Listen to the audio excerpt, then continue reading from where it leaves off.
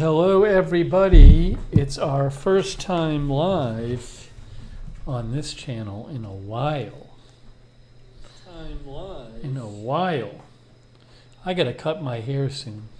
I really gotta cut my hair soon. Next couple days I'm gonna cut it. We have Lamar Watkins is modding. Thank you, Lamar. And Sarah is modding. Thank you, Sarah. E. Lear, Peppy the Frog is here. Madison M. Queen of the South, Gigi, Geraldine Karstensen.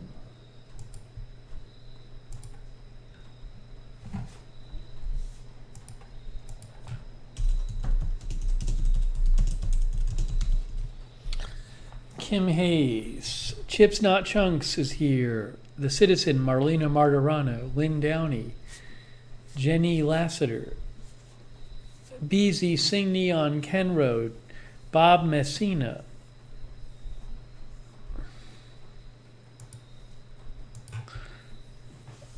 Canwell, Pat W, K Body, Dizzy Dale, One Way Street, Cindy Jones, Madison M, Lisa Remo, Bridget McGowan, Aluna Moon, Retrocom, Deborah Whittier, Anita Modolewski, Terry D24,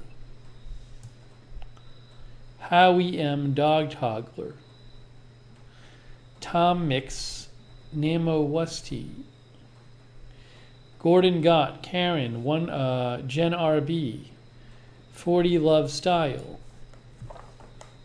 Dillamond, Jody Ross, Canadian Patriot, Retrocom, Cindy Jones, Viper Dave Easelcat, Captain Mercy, Callie Voltaire, Larry Pittorf, Helen Wood, Weewick, Sammy Boy, Smoke Vision, Polly, that's so nice of you. Oh, Polly. How's things, Polly? That's very nice of Polly. Wow. Thank you. I hope things are good with the house, Polly. Carrie Taylor says, happy to see you from hot California. Angie, Kariba Guyan. Gossamer. Just Laughed, Kim Zink. Fruity Kellerman. Mark French, Flowing Light. Darth Tater. John Gidry. Sharon Solomon. Judy Keir.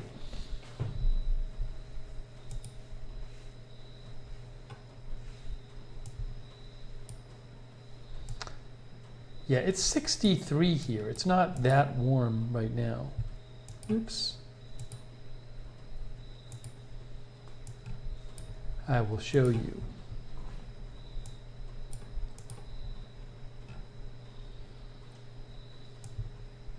I thought about turning the AC on. I can't tell. I might turn the AC on. I have the fan on. It's a little cool with the fan blowing on me, but the air's a little warmer. I don't know. I feel like I might benefit by the air in the room being a little colder. Excuse me. It's 63 right now.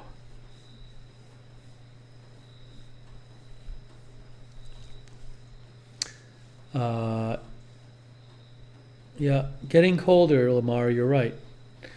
Kenneth Colton is going to get a new laptop. Awesome. Polly says, all good here, lots happening. I'll show off the new furniture when I get it all in place. Oh, that'd be great. We'd love to see the new furniture. We'll do another live stream with Polly. JD is here. Tom Mix is here. Yeah, the cricket sounds. April Coco is here. Oh. When it's too warm in here, it can get me kind of like tired, but I turn the fan on, and I'm a little cool here with the fan on, but I still feel like the air's a little warm. I don't know what to do. We might turn the AC on. Hetty is here. Hetty Silovitz is here. We might turn the AC on. I don't know yet. I haven't decided.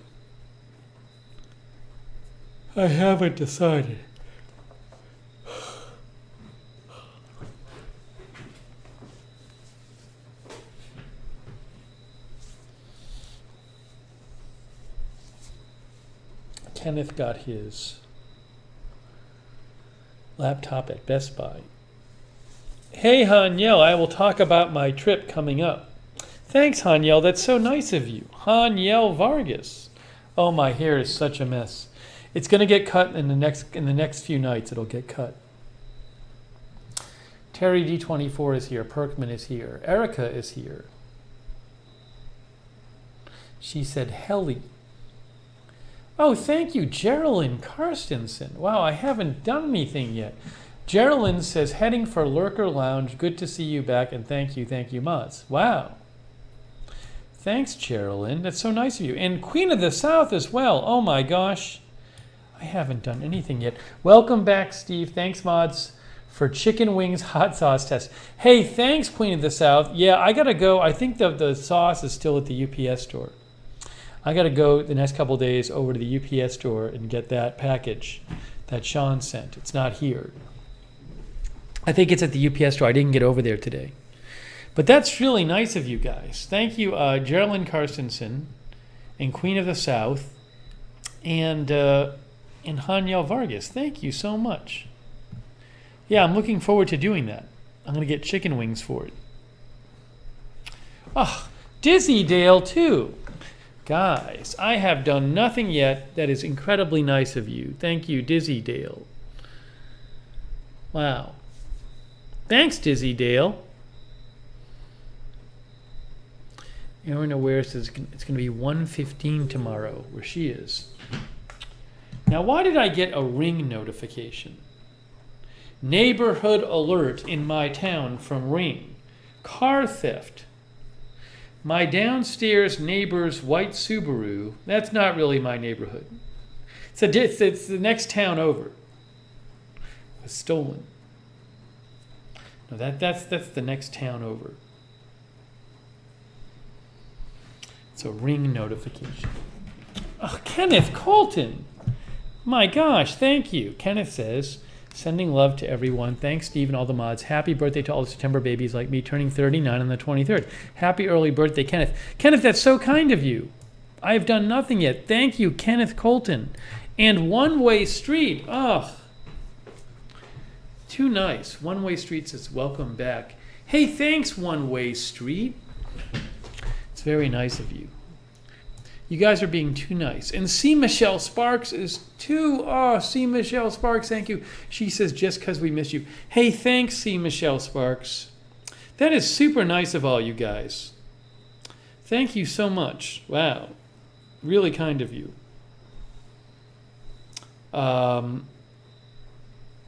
That's very nice of you.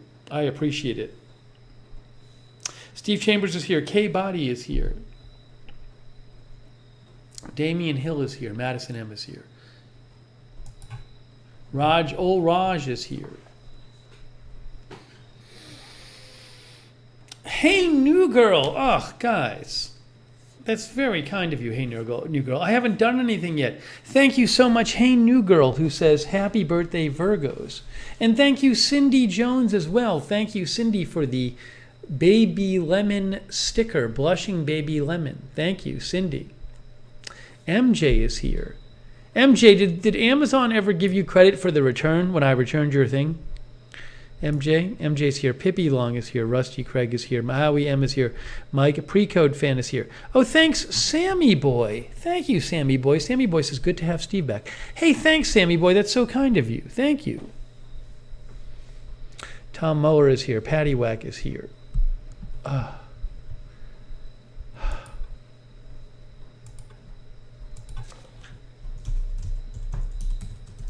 Oh my gosh, Erin Aware. I haven't done anything yet. So kind of you.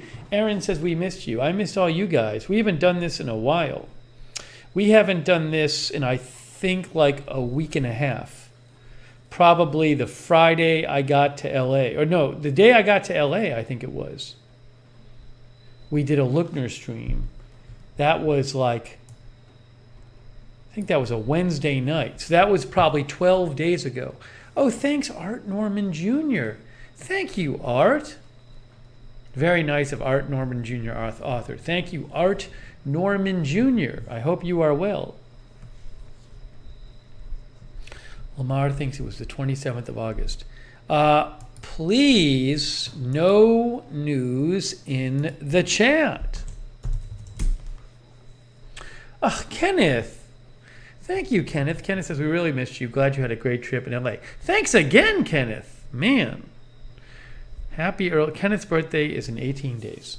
Thank you, Kenneth. I hope you do something fun for your birthday. Kenneth Colton, thank you. And also Anita Modolewski says, good to see you. Thanks for the great coverage the last few days. Hey, thanks, Anita. That's really kind of you. I'm glad you're enjoying the news coverage. I was kind of annoyed at myself. I didn't make it on today for the press conference. I thought I wasn't going to have enough time to make it on. I'll talk about that in a little bit, but I thought I wasn't going to have enough time, and it turned out I might have been able to get on the air. Oh, MJ says Amazon refunded you. So it worked.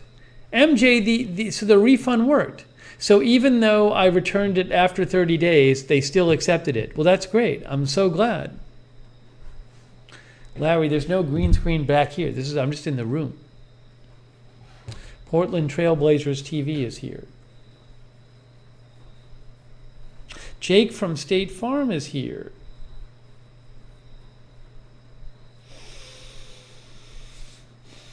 Yeah, Sammy Boy says, solid crew here tonight. Yes, good crew here.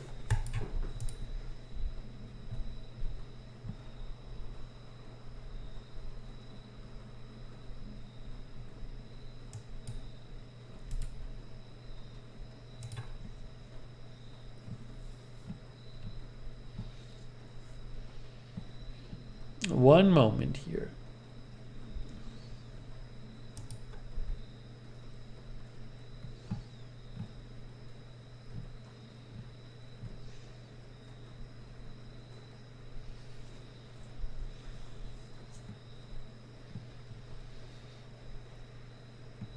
One moment.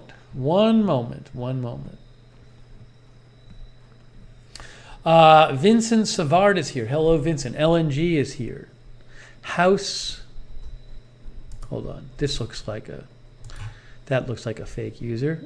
Okay. Let's see. The mods will take care of it.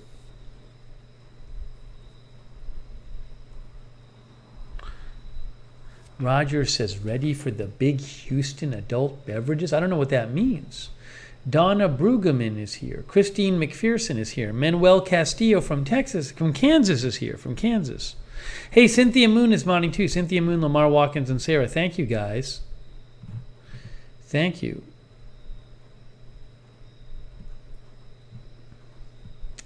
Nay is here.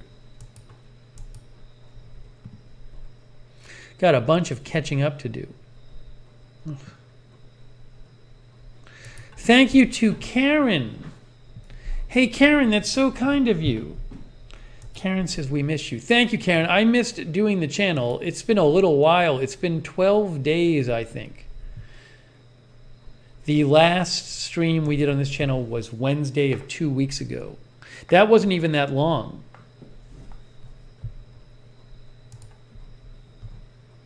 Joe Cool is here. We'll do some cooking streams. Don't you worry. Brian V is here. Bryce Haug is here. Oh, Peppy the Frog. Thank you, Peppy. You guys are so nice. Peppy says it's been boring without the streams. We're back tonight. Jake says, I haven't even done anything yet. Thank you, Jake. I have not done anything yet, Jake. Hey, thanks, Jake. Very nice of you. Much appreciated. Buttergin is here. Yeah, the snowblower fund. It's going to be getting colder here. No question.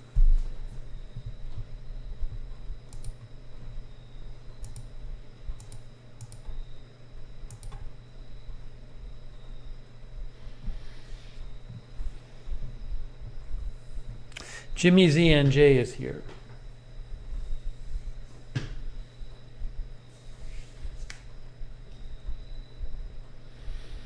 So I'm gonna catch you guys up on what happened on my trip.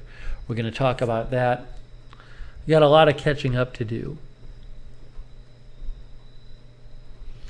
I first want to talk about though I have a question to ask you guys that I'm going to ask you.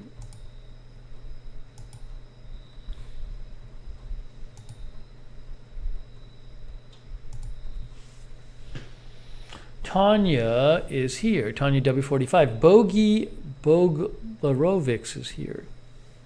I liked my hotel room. Hang on.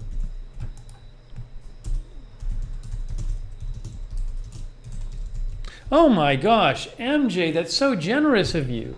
MJ says, so glad you're back and had a safe trip. Wow, hey, that's very generous of MJ. Wow, MJ, thank you. Gee whiz. Hey, thanks, guys. I haven't done anything yet. That's so nice of you guys. Wow. Thank you, MJ. Ryan the Gamer is here.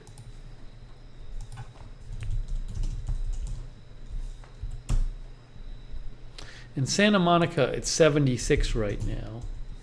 In Los Angeles,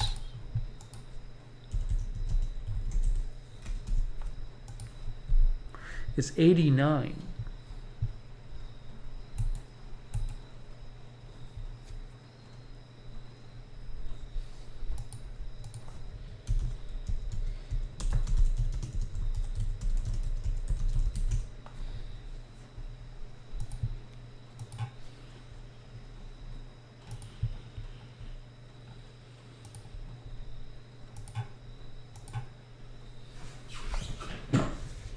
'77 Pool Bob is here. Jackie Morgan is here. Daniel Wood is here.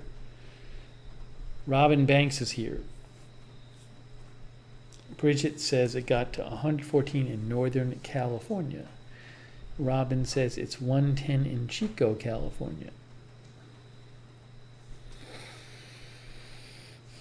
Okay, so I'm going to start with one question. I have a question. So,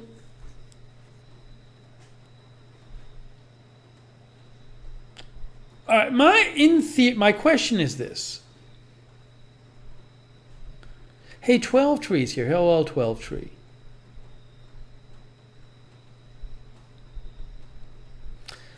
Over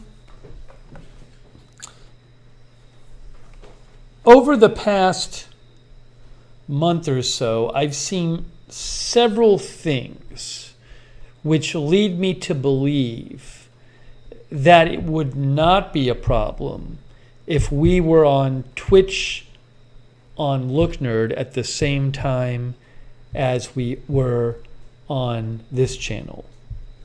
My understanding is that technically there is a regulation against it on Twitch, but my understanding from a number of different sources is that for my type of channel, it would not be enforced, and it's not enforced, so they wouldn't have a problem with it. So the question is, should we start simulcasting these streams on Twitch? The thing is, I don't like breaking up the chat. That's the thing. I like having one chat room. But we do have a few people. We do have a few people who prefer Twitch. That's the problem. But I don't like breaking up the chat. That's the problem.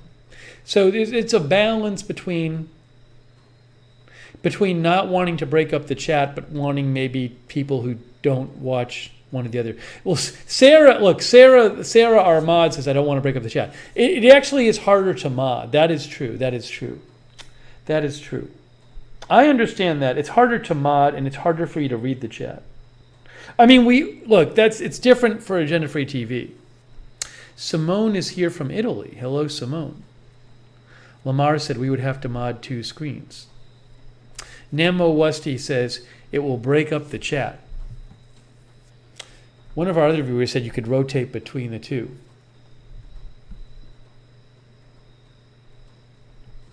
I mean, I don't, yeah, Larry says change off on streams. I think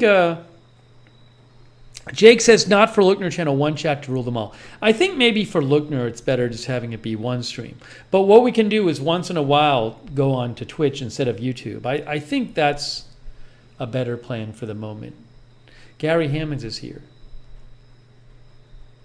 I agree with Marzell. Marzell says harder to read the chat in both places. That is it makes it harder. But I think once in a while we can do a stream on Twitch instead and have it be its own stream. So we might do that. We might do that this week. Oh, thanks, Andrew Broadwater. Andrew says, welcome back. Andrew, thank you. So kind of you. Andrew Broadwater, thank you. Good to see you, Andrew. Bunch of faces I haven't seen in a while. Kim says no. Yeah, some of you don't like Twitch.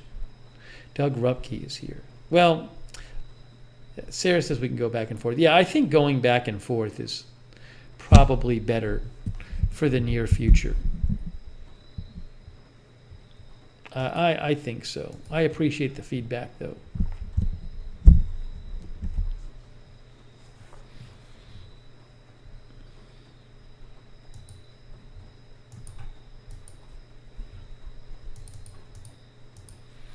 Annika is here. Yeah, there are some things, Annika, you can use to combine the chat from multiple platforms, which I'm not doing right now. Maybe one day. MJ likes Twitch. Well, we'll do periodically a Twitch stream. We definitely will. But as Cindy says, I think it's good for the channel once in a while to be over on Twitch. You might get some other people discovering the channel, you know. Callie Voltaire says, I like Twitch. Going back and forth works. Shaff is here. Hello, Shaff.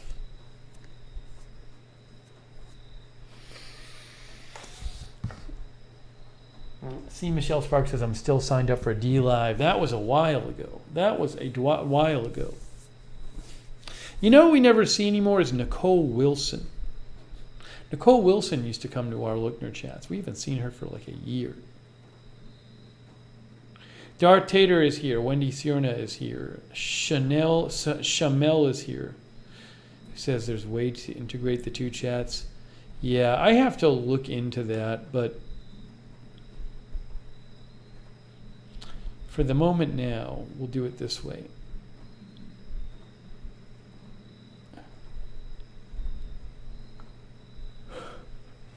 Jen W is here.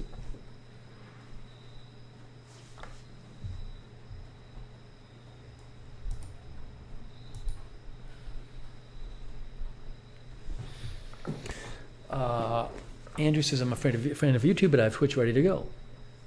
Polly says, still waiting for people to join me here on MySpace.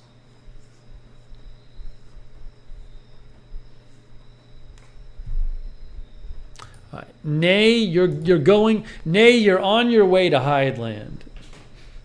Nay, you're getting close to Hydeland with your irrelevant comments. Brysaug is here. All right, we're going to catch up on what happened in LA. Stephen Batten Vlogs is here. Linda Gordon is here.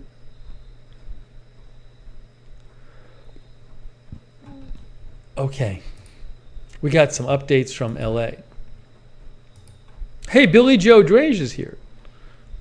She says, we like what we get used to, we would get used to it.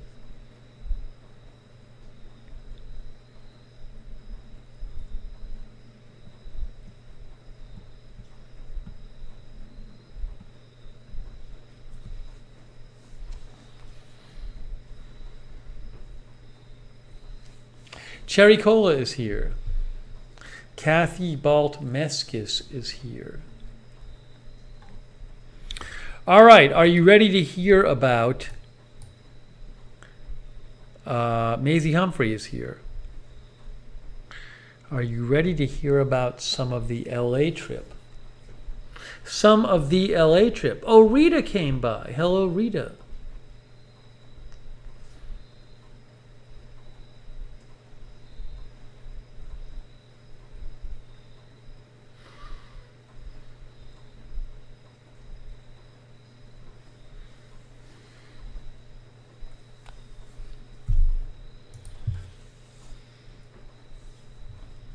Okay.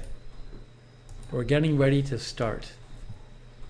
Again, we have Sarah and Lamar Watkins and Cynthia Moon are all modding. Was that a dog?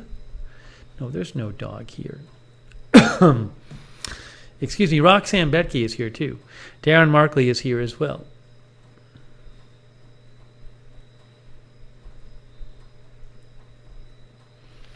Okay, so for those of you who don't remember, I went to Los Angeles on August 24th. And that night I got there, I did an update from LA. Live update from LA. From my hotel room. And I was there for about a week. Sarah says, you just missed the heat wave. Michelle Zajac says, you're back and I'm on vacation. Hello, Michelle. So I was there for about a week. And we have not streamed here since I came back. But we are officially back now.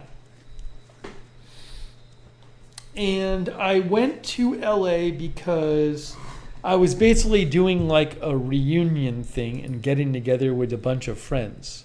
I had a very good friend of mine in LA who was having a bar mitzvah for his son. So lots of my oldest friends were going to be there. And the idea was to go to LA and basically catch up with my friends. And the bar mitzvah stuff was going on over the weekend. So that all makes sense, right? I did something similar last year when his daughter had a bat mitzvah.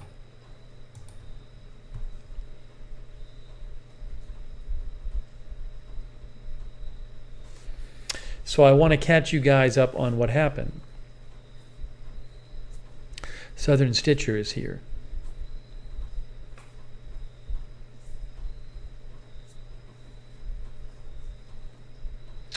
So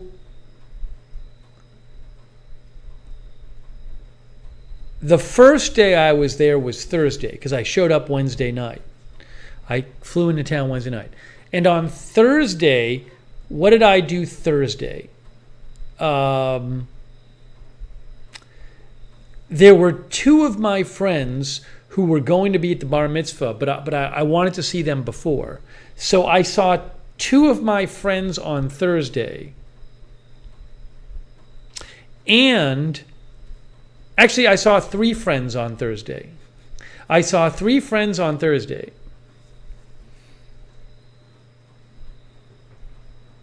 Kind of got in some seeing people.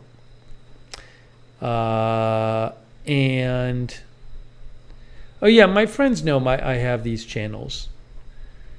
And then Friday I saw some friends too, and then I saw Friday night was like the dinner for people who were out of town, from out of town for the bar mitzvah.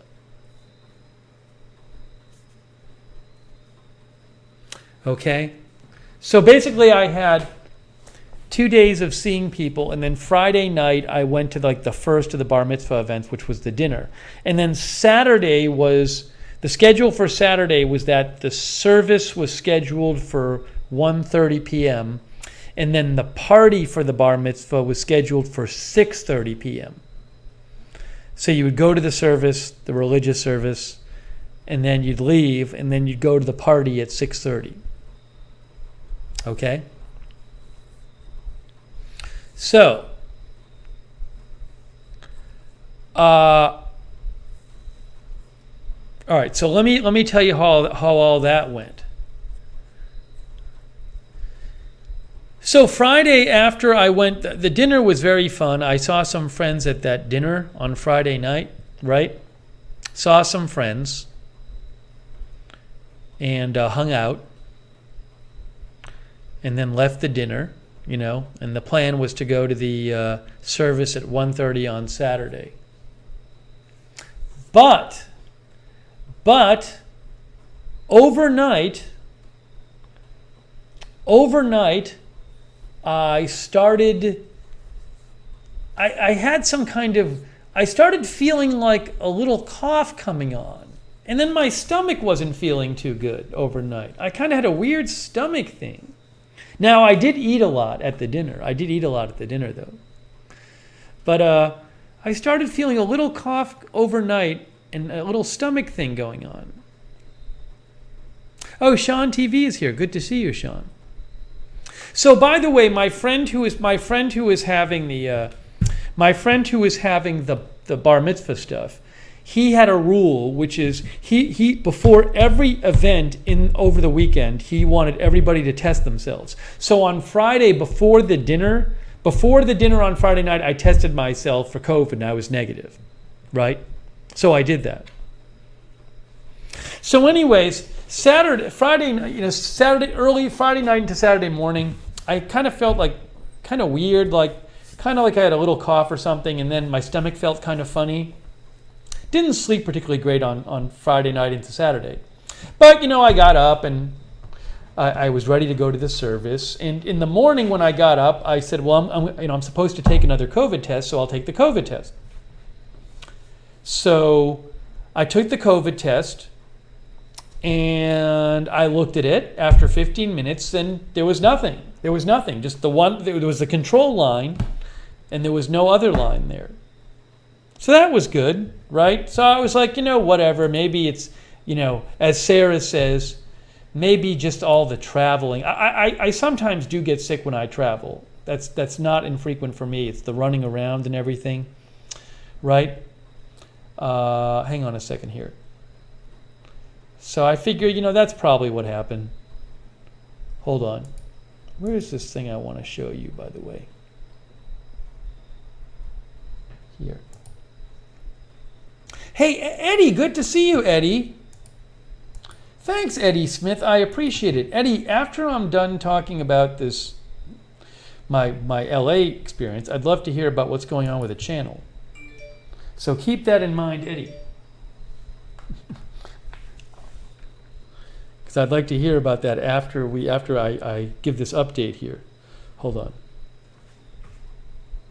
Thanks, Eddie.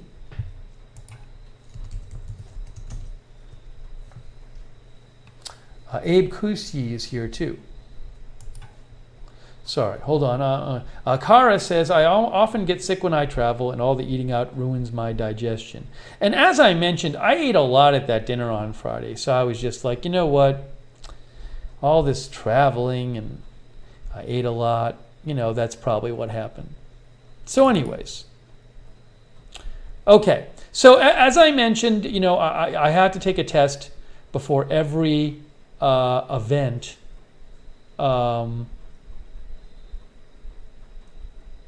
Before every event of the bar mitzvah weekend. So I took one on Friday before the dinner. It was negative. Took one on Saturday when I got up. Waited 15 minutes. Didn't see anything, even though I had some kind of funky symptoms on Friday night, Saturday morning. So then I was getting ready to go out on Saturday. So I looked at my test. There was no second line. Great. Getting ready to go out. And then right as I'm about to leave the hotel room on Saturday I was going to go out for a little bit and then I was going to go to the ceremony. I said, for whatever reason, I think I was going to throw out the COVID test, that I had taken, but I looked at it again and I saw something on the COVID test on Saturday morning. Let's see if I can show you this. Hang on. Can you guys see this? Can you see what I'm seeing? Right there. You see that little line right there? You see that right there? It is a line. It's very faint. It's very faint. But faint counts as a line. And I was like, boy, I didn't notice that before. Yeah, C. Michelle Sparks says like being a little pregnant. It's there. It was hard to see. It was hard to see, but it was definitely there.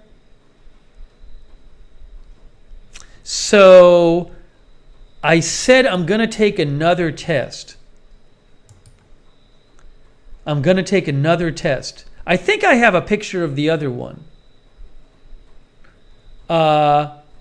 Erica says, yes, but it may have degraded over time. You usually have to look in 15 minutes, but I feel like there's more to the story. Right, so you're supposed to look after 15 minutes. So, I looked after 15 minutes and I didn't see anything. And this was after like a half an hour and I saw something. I said I'm going to take another test. So I took another test and I said I'm going to look after 15 minutes. And I believe this is a picture of the second test. Same thing. Second test, same thing. Faint line.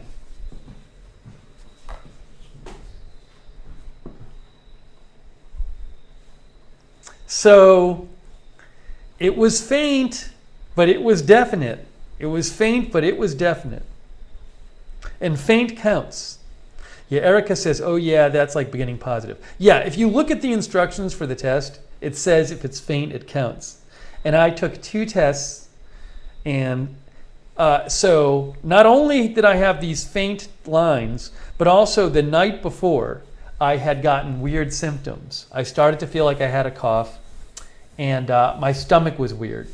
So that was it. It was my first time getting COVID. On the morning of the bar mitzvah. So I could not go to the bar mitzvah. I did not attend the bar mitzvah. I did not attend the bar mitzvah party. I did not attend the brunch the day after the bar mitzvah. I attended none of it. I did get to go to the bar mitzvah dinner on Friday for out-of-towners because I was testing negative then. It's weird. It's if he hadn't required everyone to test, that was my friend's rule. He said, you have to test. Now I could have just not tested, but I respected my friend, so I tested. If he didn't require me testing, I would have never tested. And I would have gone because I wasn't like bedridden by any stretch of the imagination. But I had to respect my friend. It was my friend's rules. He said, I want you guys to all test before all the events. So that was the first time I'd gotten it. I'd never gotten it. I think I might have gotten it on the plane, on the way down there. I was wearing a mask on the plane, but the person next to me wasn't. But everybody's getting it. I know so many people who the last couple months, I know friends and family who have gotten, so many people I know have gotten it. So yeah, it just this latest round, it is really spreading around. Oh yeah, I'm vaccinated and I'm double boosted. Vaccinated and boosted. Let me read some of the comments here. So anyways, I did not go to the bar mitzvah. How about that? Plenty of people have had stuff interfered with because of COVID. I had not yet because I had not gotten it, but it was my time to get it. Let's see here. What did my friends say, says Carlos Rosa. They were really sympathetic.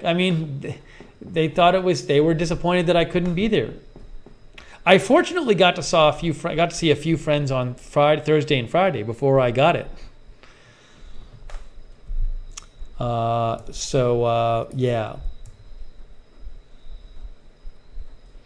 Shamel says, that is too bad.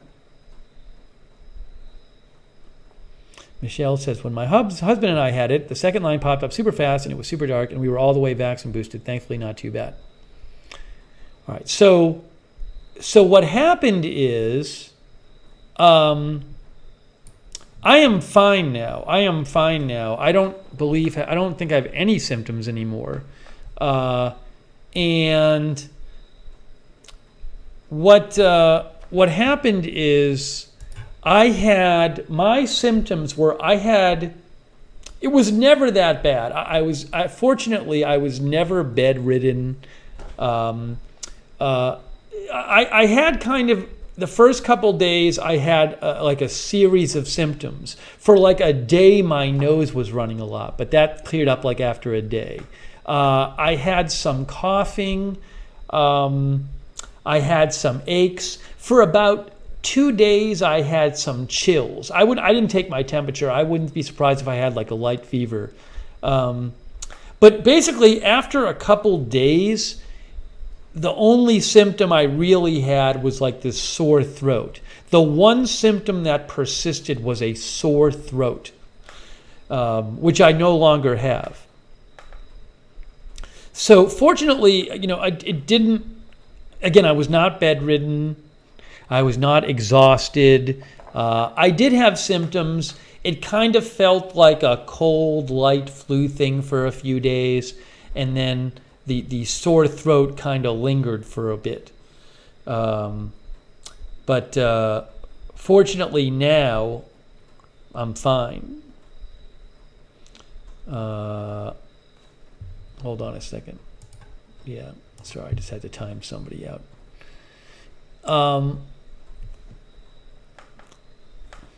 Yeah, so I felt after a couple days, a lot of my symptoms went away. So probably 2-3 days of the rotating symptoms, and then lingering sore throat. No, I never lost my sense or taste of smell. And honestly, did I have a headache? I don't even remember having a headache, honestly. I had wondered. Yeah, April Cocos is thankful for the vaccines. I am thankful I was vaccinated and boosted, because for all I know, it could have been a lot worse if I wasn't. I had wondered if I got it, would it be the kind of thing where I'm like, wow, this seems really different? If I had just been here, I don't even know that I would have known I had COVID. Maybe I would have taken a test just for the heck of it, but it really pretty much did not feel different than like I've gotten, significant colds before, right? So it didn't really feel that much different from something like a significant cold. The one thing was it was a little funky. The first night I got it, my stomach was weird, just that first night. But for me, at least, it really wasn't qualitatively significantly different from other sicknesses I've had. But I feel very happy I was boosted and vaccinated. Kara says when she had it in July, she had 2 bad days, horrible sore throat, really bad headache, body aches, coughing, chills, but started to recover on 3rd day.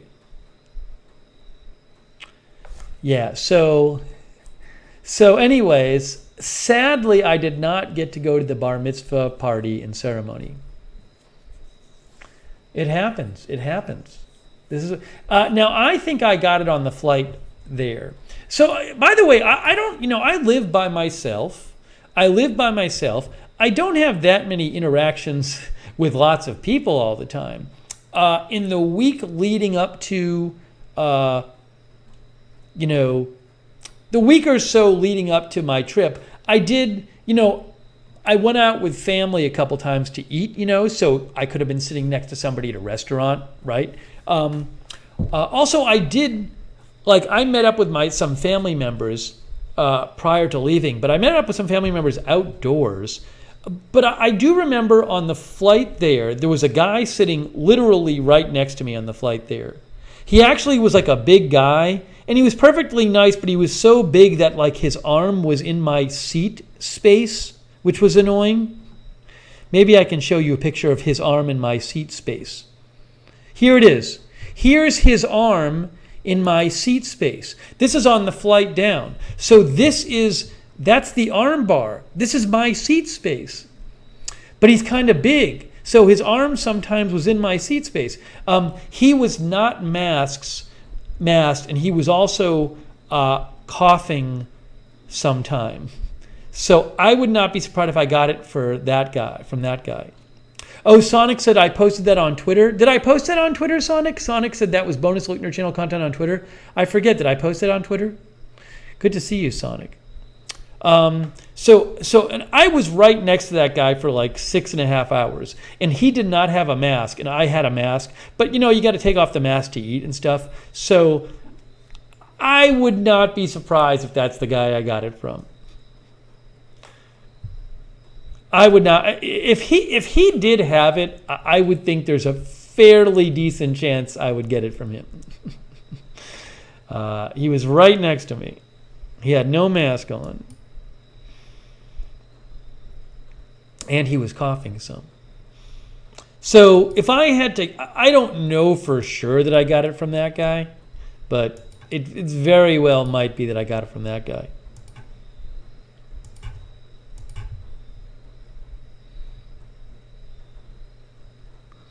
Let's see here.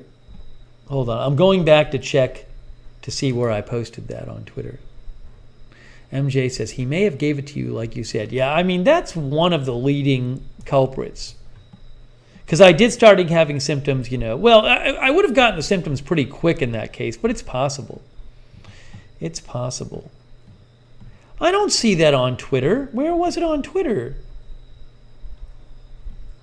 I didn't post it on Lookner channel Twitter. Look, I'm looking on Lookner channel Twitter. Did I post it and delete it? It's not there.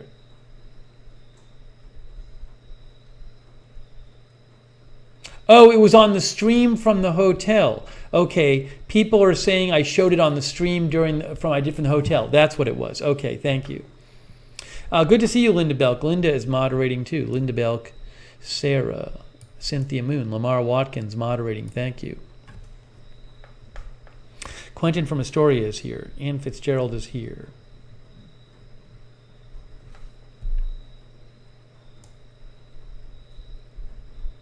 If I could have gotten it like a day later, I could have gone to the bar mitzvah and the party. But I got it just a couple of hours before the bar mitzvah is when I tested positive. So it was my first time. And hopefully I don't get it again.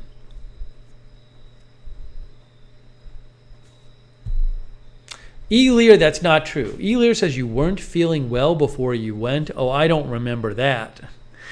There might have been a moment where I joked about not feeling well or something, but I was feeling fine before the trip.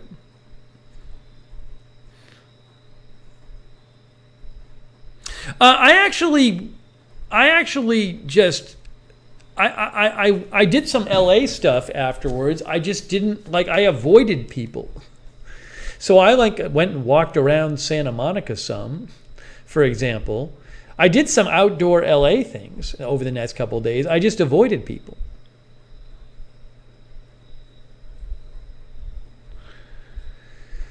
I was masked on the plane though. Vanessa was sick for a whole month in May 2020 when she got it.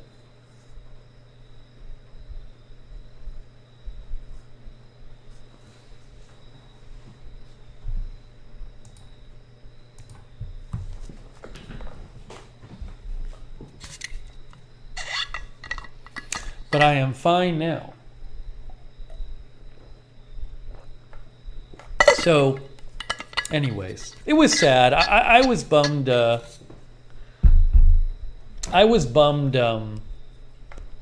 I couldn't go to the bar mitzvah. What can I do? I mean, I've had friends and relatives who had to cancel trips because somebody got COVID, and stuff like that. So, all kinds of stuff can happen. But I made it there. I managed to see some people on the first 2 days, but I did not go to the bar mitzvah or the bar mitzvah party. All right. First of all, I'm timing out Todd. Second of all, Todd, as I literally just explained, you take off your mask to eat, for example. Gee whiz. Ugh. Oh, now Sean TV, he said he had COVID recently. He's recovering, right? Sean says, I'm guessing you didn't catch a Venice Beach drum circle. No, I did not make it to Venice Beach this trip. It's a great way to watch the sunset. So, Sean, how are you doing? Because Sean TV said he is recovering from COVID. I think Sean and I had it around the same time.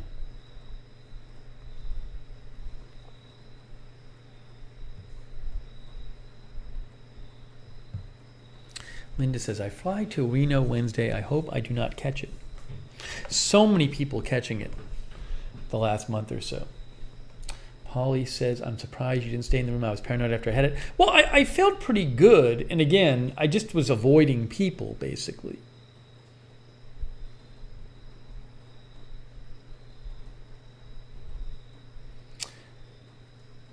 Sean says, I'm recovered now, but it's really hot with no breeze, and I have no AC, so I still feel a little zapped.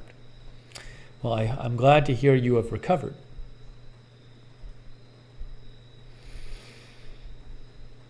Anyways, it was sad, though. I missed being able to see. A bunch of my friends texted me.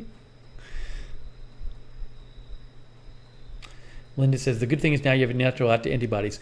From my understanding, the natural stuff, like, yeah, I have some natural immunity now, but that will wane over several months. Erica says, just scheduled a new booster and flu shot. Yeah, I'm going to get a flu shot a little more closer to winter, and then if another booster is recommended for my age group, I will get one. Rita says, so no Kathy Griffin. Right, I couldn't see Kathy Griffin. I was supposed to go see Kathy and say hi to her on Monday, but obviously I couldn't go see her, so I had to cancel that.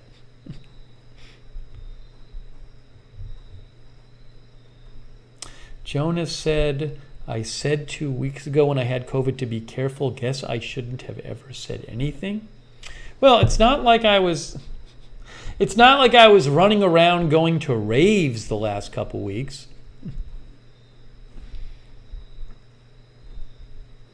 Mary Rose is here.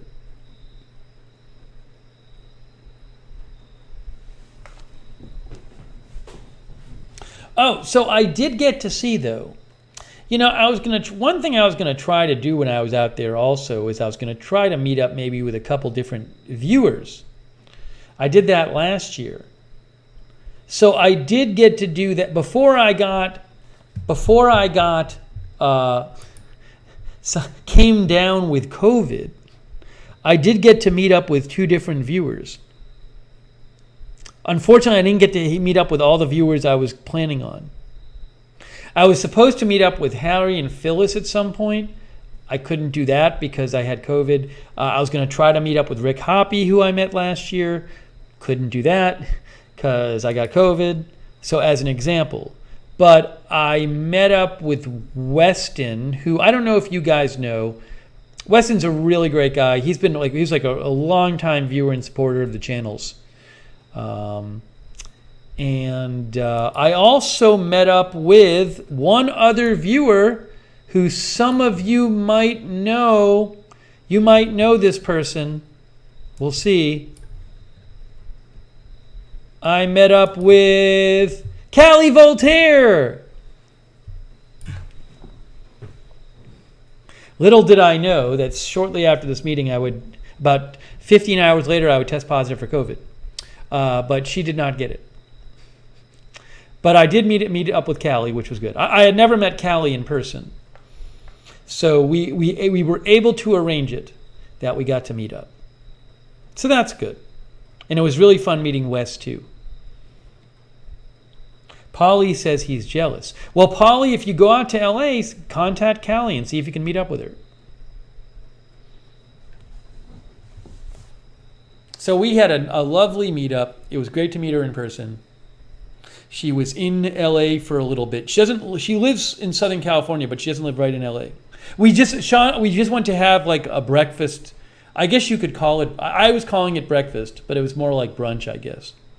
No, she did not get COVID. Or no, she might have gotten COVID. I don't even know. You'll have to, that's up to, I don't remember. But remember, I didn't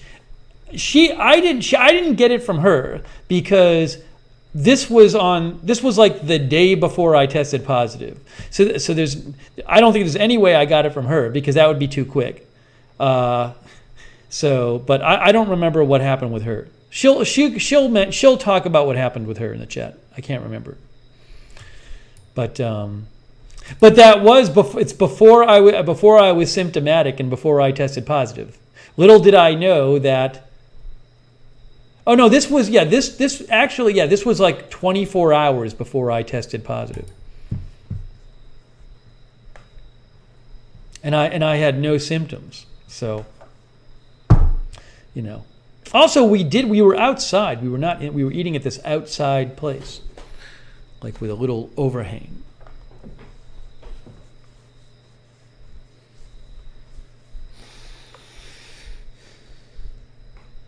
Anyways, so we had a good time catching up.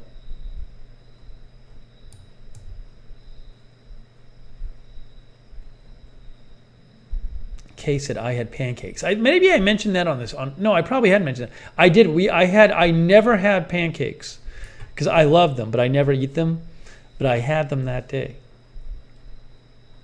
Yeah, Sonic says we'll call this segment "Which viewers is Steve unknowingly infected with COVID?" Oh, she is here. There she is. So Callie Voltaire can talk about her experience. But it was a fun meetup. Polly is here. I don't believe any of the friends I saw ended up getting it after I saw them.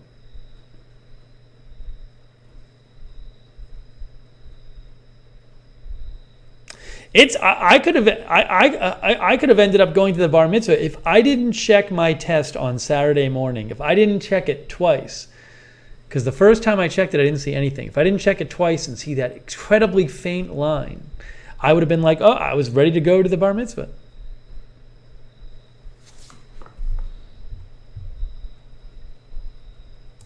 I have a pic of Wes too, but I don't want to show Wes's picture because I haven't asked him if I can show it yet.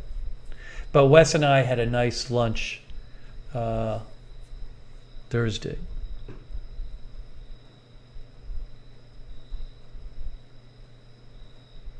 Jonah, when I got home, I was not feeling that bad or anything. I was really tired from traveling.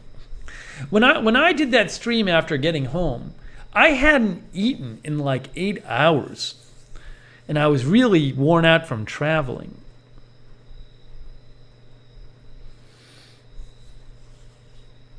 And I didn't eat anything. That's the problem. So I went on the stream and I was hungry and everything, but I wanted to do a stream. So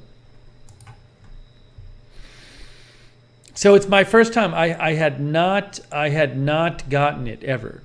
I have now had it.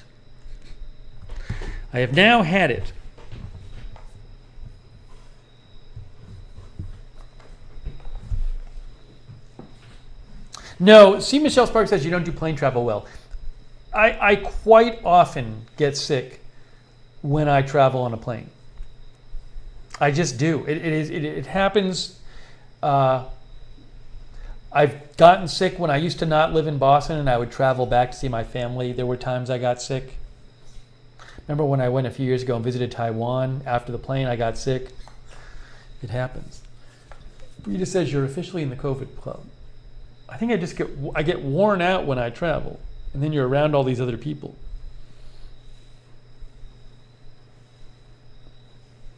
Ursula said you predicted it. Well, I'm always aware that I might get sick when I travel. I also think there's a chance. I think there's a chance that when I traveled, I think the traveling wore me out anyway, and I was kind of going around on Thursday and Friday trying to meet up with people. And I think I might have worn myself out, and that could have, for all you know, that made me more susceptible to actually getting it. So, but again, I know a number of people, friends and relatives, who have gotten it the last month or two, including people who hadn't gotten it before.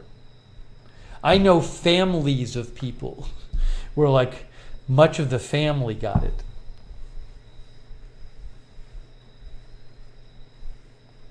But fortunately, the people I knew who got it are all vaccinated, and they all had, like, some symptoms, but nothing too bad, which is good.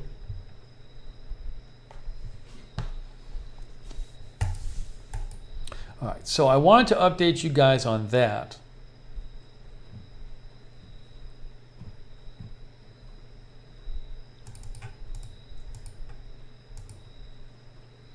Rita says, you could tell in your AFTV stream you weren't feeling quite 100% just because we know you're glad you're feeling super better. Yep, feeling pretty much all better now. Went for a run today, no sore throat.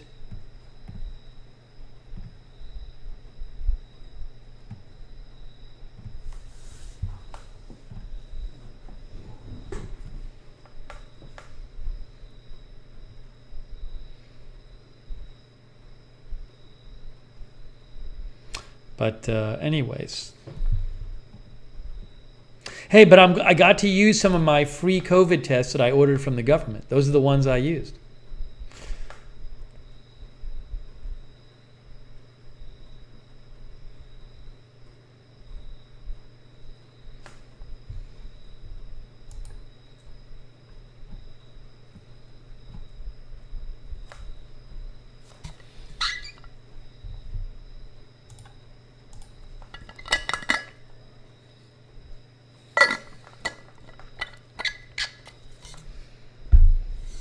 Sean says, that's what I used to, and I had the same faint line.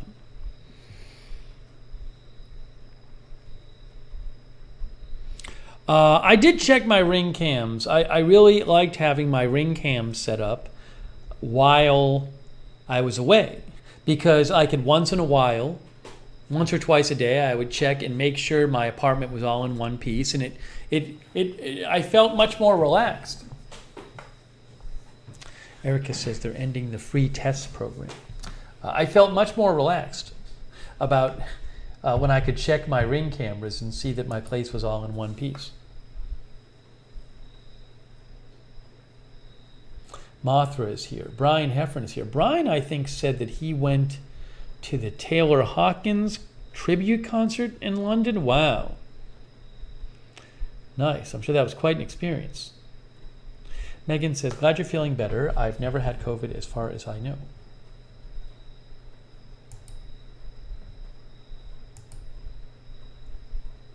Yes, Erica mentioned there's a new booster. Right. Yeah, the new booster is going to be more specifically tailored for Omicron.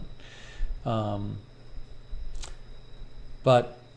I think if I'm going to get a booster shot, I'm going to wait until they recommend it for my age group. But also, I think now that I just had COVID, I think they probably recommend, I have to look it up, but I don't think it's recommended that you get since I already have some immunity from just getting COVID, I think it'll probably be like a few months that I need to wait before getting a booster, even if they recommend it for my age group. Oops, hang on. I need to turn down my notification.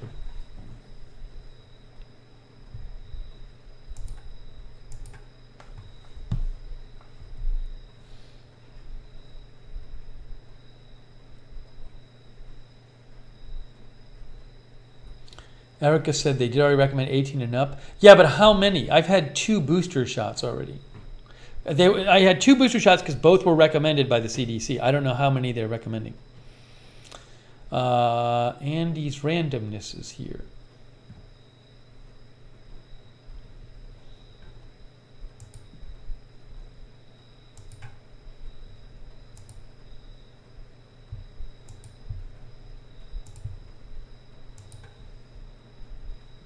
Ryan Minot is here.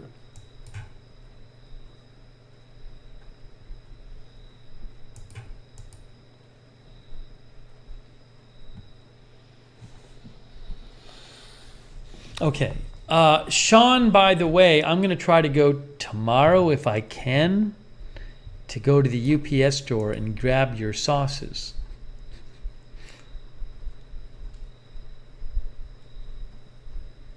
Sonic wishes you could add the boosters to a Dairy Queen Blizzard.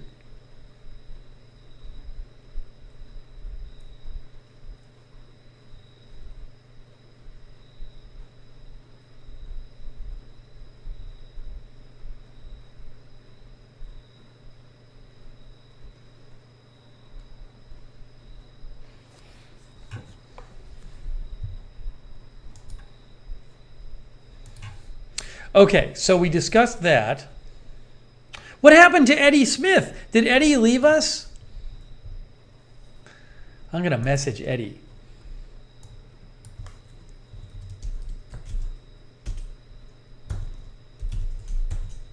I don't know if Eddie... Oh, Eddie's here. I was about to message you. Eddie, what's going on with your channel? What's new? What's new? Give us an update. Yeah, Kay saw that video where Taylor Hawkins' son played the drums with Foo Fighters during the tribute. He was very good. Pat W. is here.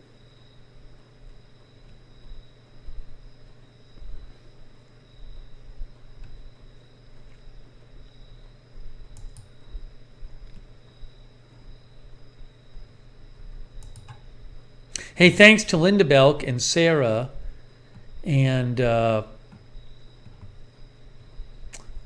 Lamar Watkins and Cynthia Moon for modding. You know, something that happened when I was in LA with Agenda Free TV, for the first time ever, we had a first time ever stream on Agenda Free TV when I was in LA. Eddie says it rained most of the time I was down near Houston. Small town, so nothing to do. However, I do have video from that leg that hopefully some people will find interesting. Let me know if you make a video out of it, Eddie. I would like to see it. You should make a video from it. That's Eddie's channel, Country Road Entertainment.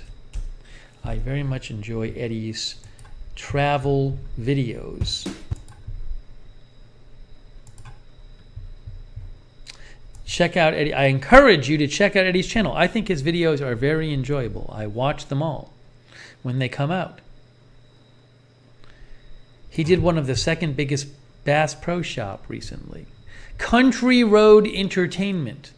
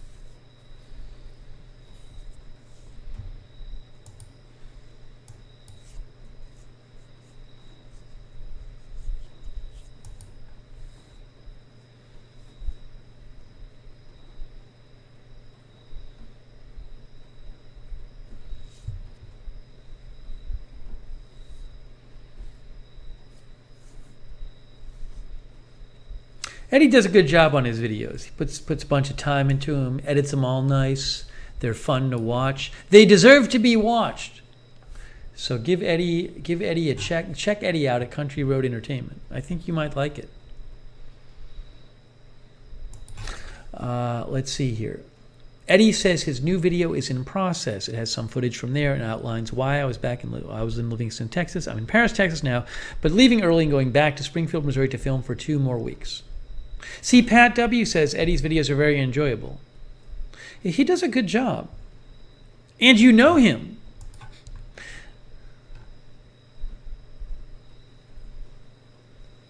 Andy's Randomness says, I am seeing Eddie's video of the Big Pass Pro Shop, and whoa, it's like a huge Walmart Supercenter. Thank you, Caber Boy. Okay, so, but on Agenda Free TV, when we were in, look what we did on Agenda Free TV. When we were in LA,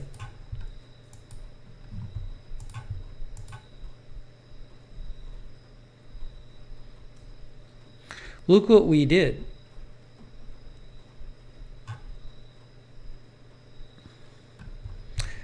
We did coverage from my phone.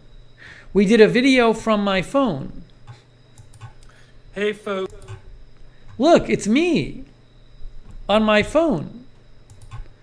And it says Burbank in the back.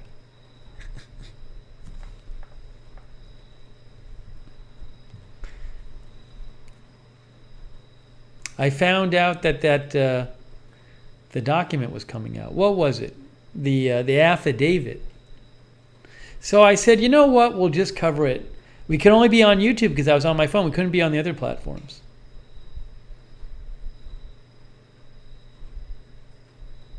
Yeah, the thing on the wall was very convenient to have there because it let people know where I was.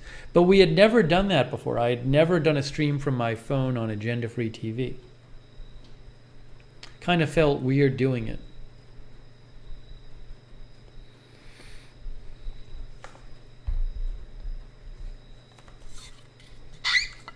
Fortunately, there wasn't too much big news I missed while I was there. Did I learn anything that I will do traveling next time? Well, I mean, I just, I learned that I could do a stream on my phone, and it actually wasn't the worst thing, and people were okay with it. So it's good to know that if I have to and I can't get to my studio, I can hop on my phone. Shirley Hoyt says, I thought the coverage on your phone went very well. Love your channel mods. Me too. And the chat are great. Hey, awesome. Thanks, Shirley Hoyt.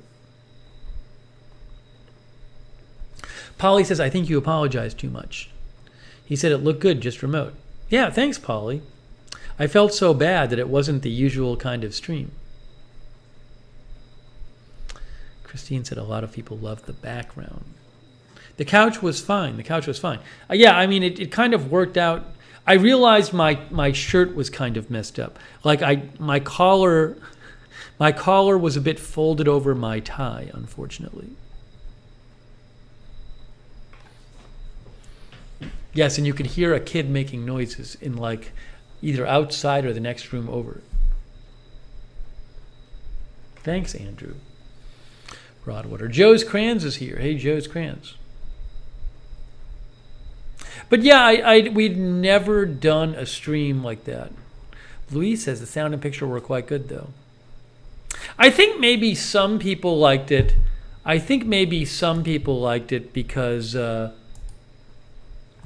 Because hang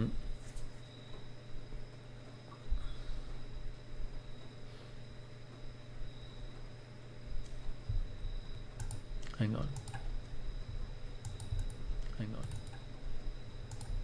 I think some people might have liked it because it was just kind of something new. Why am I? I think some people might have liked it because we just kind of. Uh-oh. Why am I? I think some people might have liked it because we just kind of. Uh-oh. Why am I? I'm hearing. Uh-oh. Why am I? I'm hearing. I fixed it. I got it. I fixed it.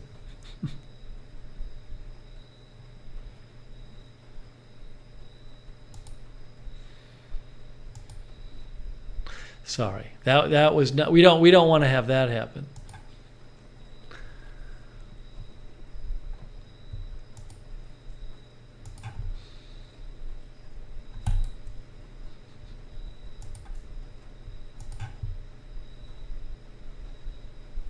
Give me 1 second here.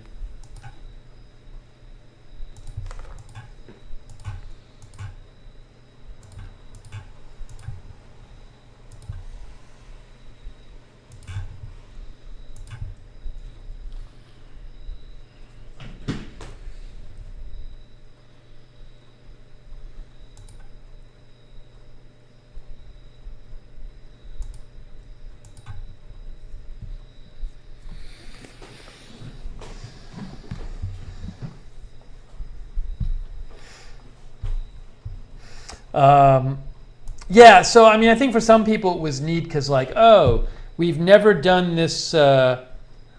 We've never had like Steve on the phone before. I don't know if people would like it as much if I kept doing it that way. I think people might get sick of it.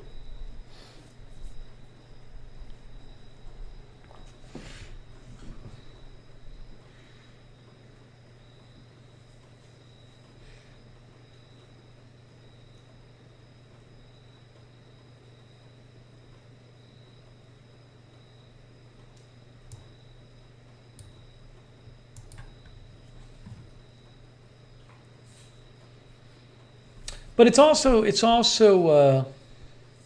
Louise said it was better than I expected a phone stream to be. I mean, people also don't, there's various news, there's different reporters out there who once in a while go on their phone. There's reporters who, like, on their Twitter will do like a live report on their phone. So it's not like crazy to have somebody reporting news like this. Not just all the time. Polly says the guy from Crime Talk does remote videos all the time, no big deal. Yeah, so I kind of, once I started doing it, I was like, oh yeah, I mean, this kind of just feels like, I've seen reporters do stuff like this. So.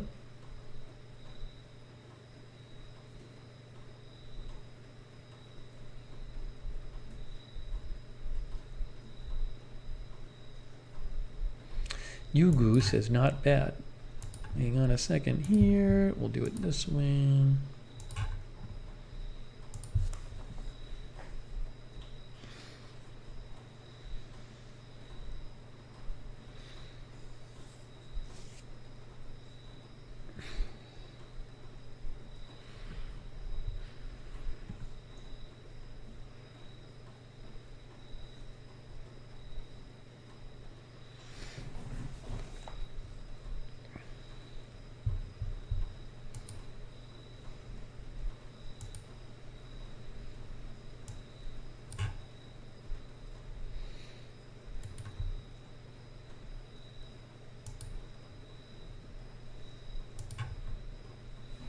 Rosemary Randolph is here. All right, so I talked about that. I wanted to talk about that. Leonette is here. Hello, Leonette.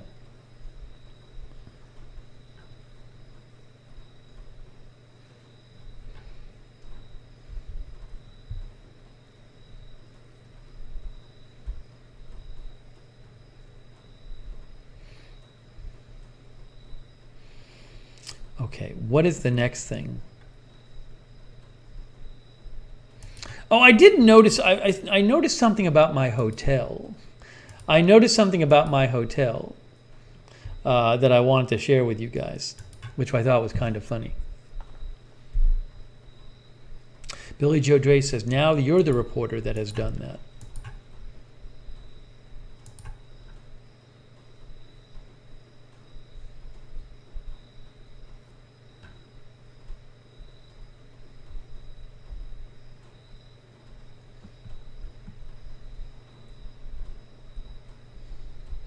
Where is it here?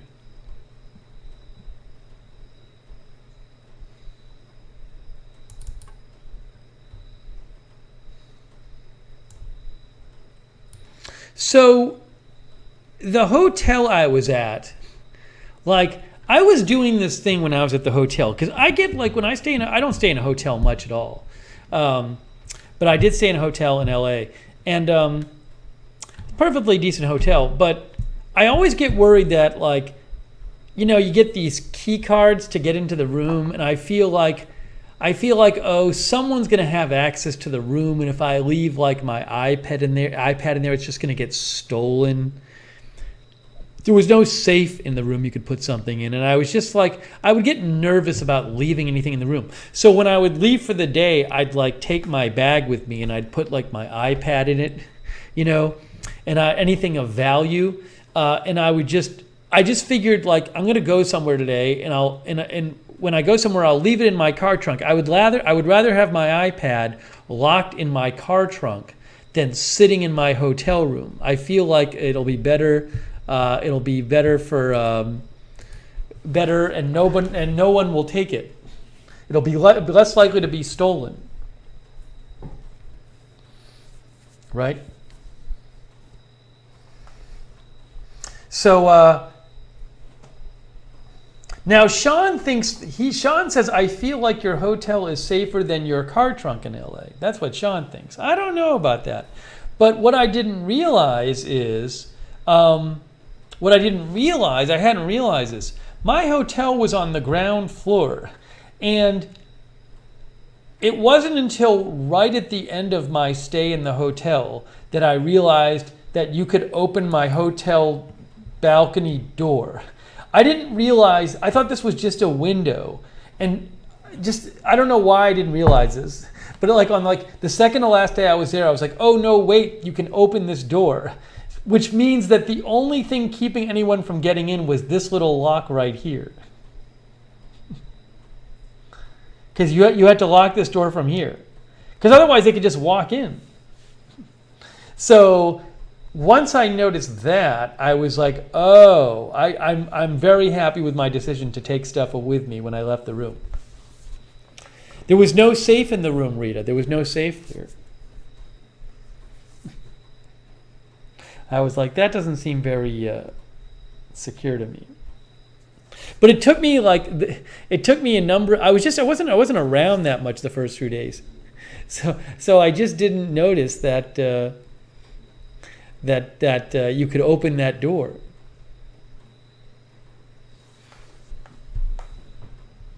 It was fine. I mean, that area is part of the hotel you're looking at, and I like the room, but anyways, there was kind of limited. Like they were pretty full, so there was no other room with that kind of configuration. Hey, Low Flyer is here.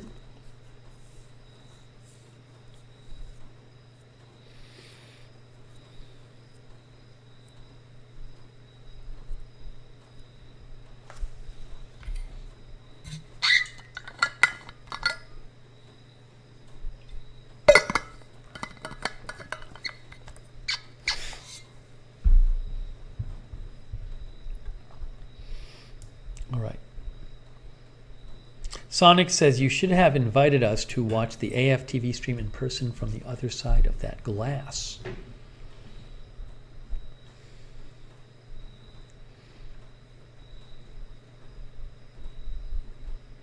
Shamel says there's a lobby, a key card, and cameras everywhere.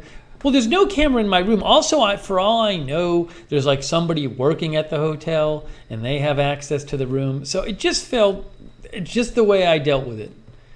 The way I dealt with it was to bring my iPad everywhere. Hey, you know what else I did when I was in LA, which I had never done before? I tried something in LA that I had not tried before, and I wanted to share this with you guys. This was exciting. Where is it? I have to find it here.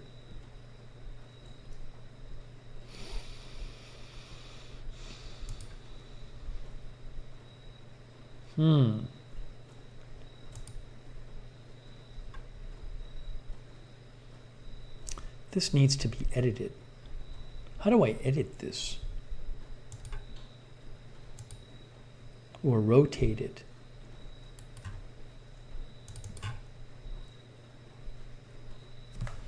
Hang on, I gotta do it on my phone, I guess. I have to rotate this photo on my phone so I can show it to you, and it's right side up. Edit. There. There. Done.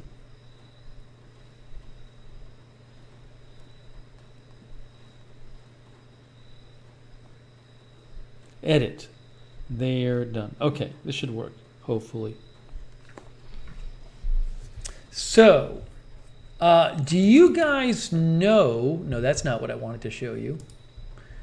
So I tried something I'd been wanting to try for a long time.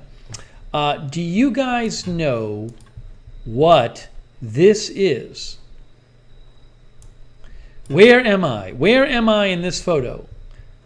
Does anybody know where I am in this photo right there?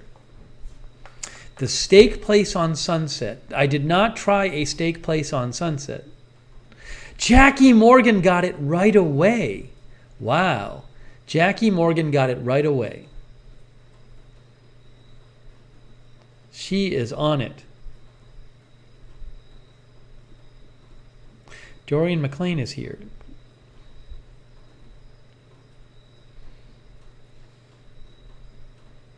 Yup, Raising Cane's. Raising Cane's chicken fingers. Raising Cane's. Gary says RC is awesome. Linda says we don't have those here. Jackie Morgan loves Cane's. I had never had it before, and they had a Raising Cane's there. This was the line. I was there one night, like, they close at 10, and I went over there at 9:30. That was the line there. It was so crowded. Very popular. Cindy says, one of my favorite chicken places. Auntie says, I'm getting a Raising Cane's next to my office. It is chicken fingers and fries. That is what they make. So let me show you what I got there. MJ says, don't have it where I am. Hold on, I got to do this again. Oh, do they have chicken sandwiches too? Maybe they do. I didn't have one though. I just had chicken fingers and fries. Hold on a second. Here it is. Here's what I got. Look at this, guys. Here's my Raising Cane's. See, I was reading some stuff on my iPad. I had some water, some suntan lotion, and I got my Raising, this is in the hotel, I got some chicken fingers and fries. And I gotta say, it is better than I thought it would be. I actually liked it a lot better than I thought it would. I like chicken fingers a lot, but I was ready to be disappointed. I actually do not like Chick-fil-A. But the chicken fingers were quite good. They're breaded, but they're tender. It's like they're not, the ones I had, they weren't super crispy. I mean, maybe because I got them to go, but I liked it. They were very good. I would have this again in a second. There's actually one about 20 minutes away from me. I'd like to go there sometime. I didn't want any sauce that night. I didn't get any sauce with it. I've heard the sauce. The sauce is like their thing, but I kind of want to go easy. I probably should have tried some sauce. Yeah, the fingers were really good. It's not like super cheap. I mean, I think the fingers are like $1.50 each or something. And I think I got 4. I could have eaten a couple more. This is making me hungry. See, this is a problem. I'm looking at this now and I'm like, man, I wish I had some of those right now. They were good. They were good. I'm going to have to go to the one near me. Anyways, if you've never had Raising Cane's, I recommend it. I had never had it before. Clark says Raising Cane, they have one here in Riyadh. Do they really? They're not spicy. They're not spicy. They're just good.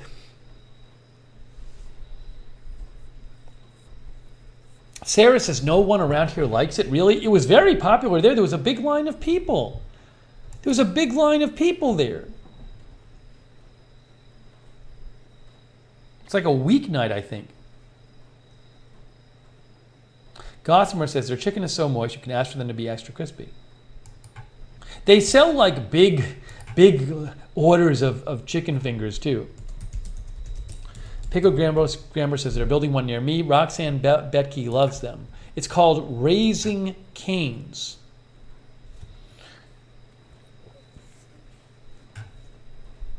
Sean, I didn't eat it there, so I don't know if they had hot sauce at the table. Linda Belk, breaking news, Linda Belk. Breaking news, Linda Belk. New locations, Linda. What do I spy here, Linda Belk? What do I see here? Linda Belk, breaking news. Look at this.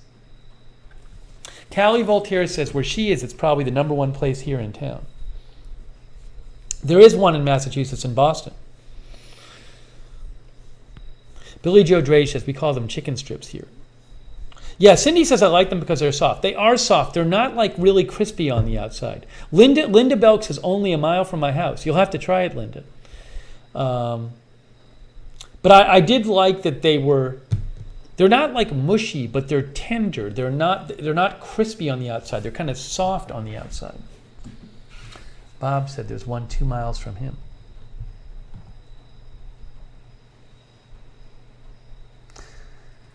Then menu.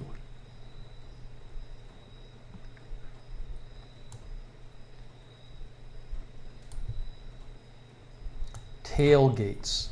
You can order like large numbers of chicken fingers.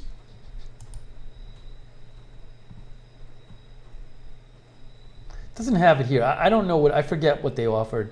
They have different combos, but available. You can also order chicken fingers in quantities of 25, 50, 75, and 100 chicken fingers. Wow. Wow. Kay says their lemonade is so good. My kids always get the Caneator. The cane sauce is so good. I get mine extra crispy. I like their bread.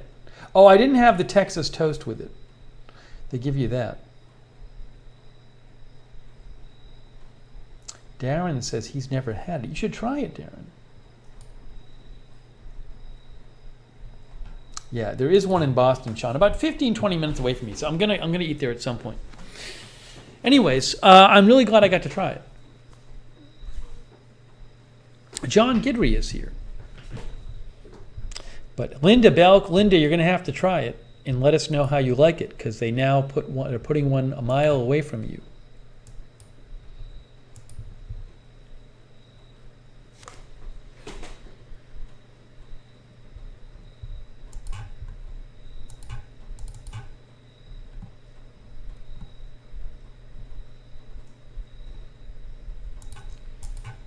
Linda says she will.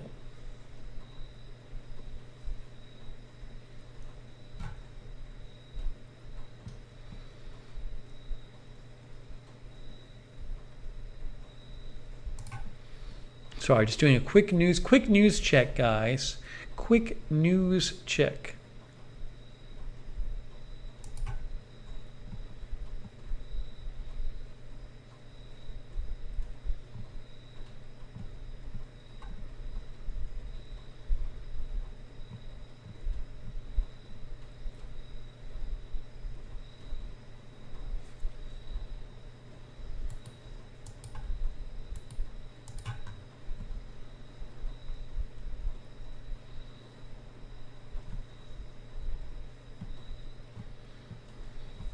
Give me one moment, please.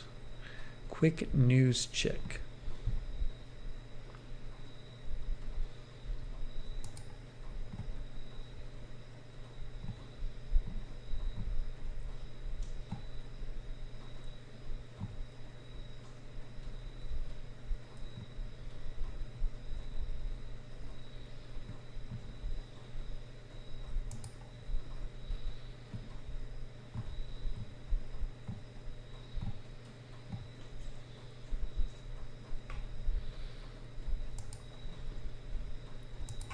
Kay says it's based in Baton Rouge. Is that what it is? Raising Cane's. Yes, it was founded in Baton Rouge, Louisiana in 1996, says Wikipedia. Helena Petrovich is here. Okay, so I mentioned that. I did go to In-N-Out several times when I was in LA. As if you missed it before, you can go rewind. But I came down with COVID 2 days after I got to LA, so I did not get to go to the bar mitzvah. But I wanted to make sure I got enough to eat, while I had it. So in some days I was just really hungry. So I think I went to In-N-Out 3 or 4 times while I was in LA. See if I can find a picture of me in one of them. I'm sure I can.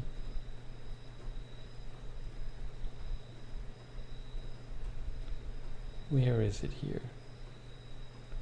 Where is it here? I know I have one. Where's the picture? Where is it? Did I delete it or something? Oh, I found one picture of it, but I gotta find the other one.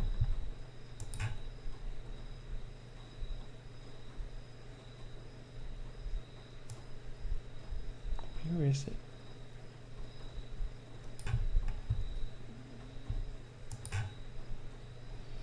Linda Gordon loves In-N-Out.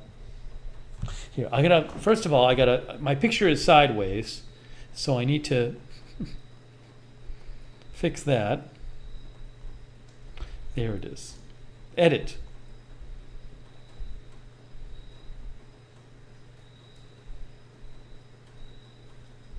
But I thought I took another one. Does this ever happen to you? You think here it is. I found it. So this is me in an In-N-Out in Burbank, right there. Me at In-N-Out. Well, you can't see me, but you can see the In-N-Out.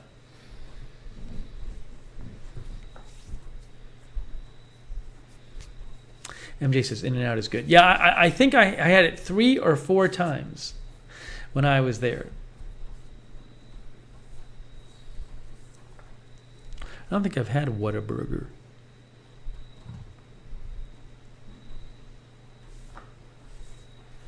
Sean says, I recently discovered they have some packets of the burger sauce that you can get if you ask. And then let me show you my other In-N-Out picture.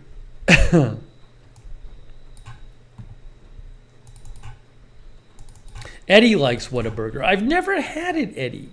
Maybe I need to try it.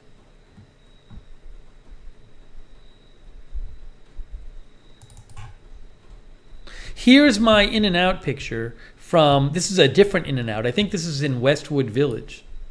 There it is. I got my double and fries. Now I'm making myself hungry again.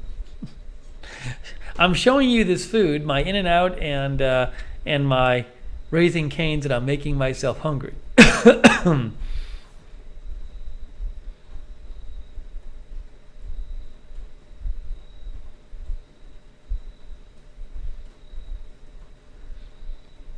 Jake likes Five Guys better. I'm fine with Five Guys. I think I like In-N-Out better.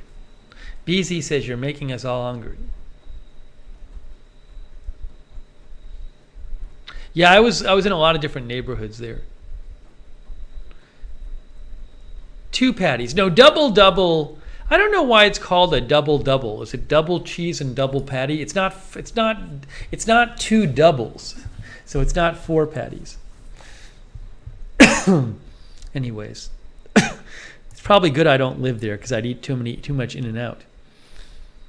I did a Turo car. Which is it's kind of like a Airbnb of rental cars, where a guy let me use, I think he does it as a business, but he let me use his car for a week. I rented it. It went fine. It was great. The guy was super nice.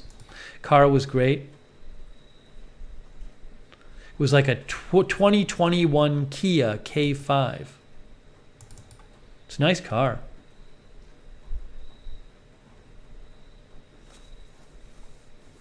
Rita says that looked good. It was.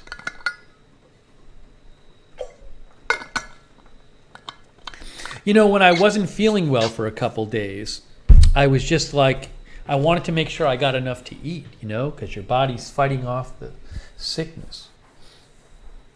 I don't know where I got sick. I might have been on the plane right out there.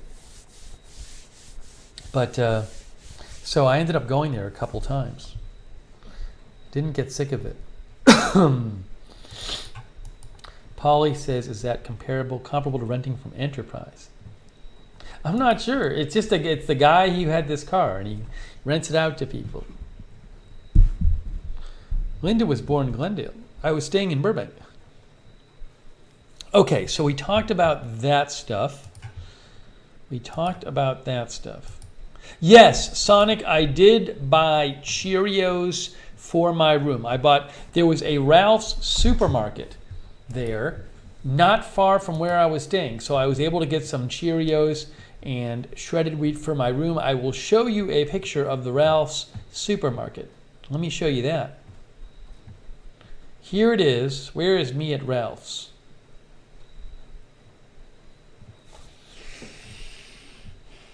It's here somewhere. I know it is.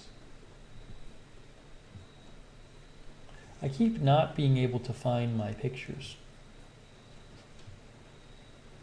Here it is.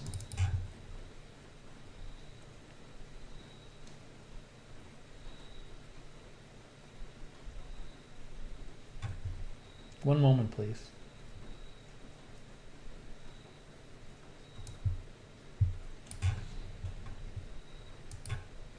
There's me at Ralph's. Right near where I was staying. It was so convenient. Sean TV says Ralph's is okay.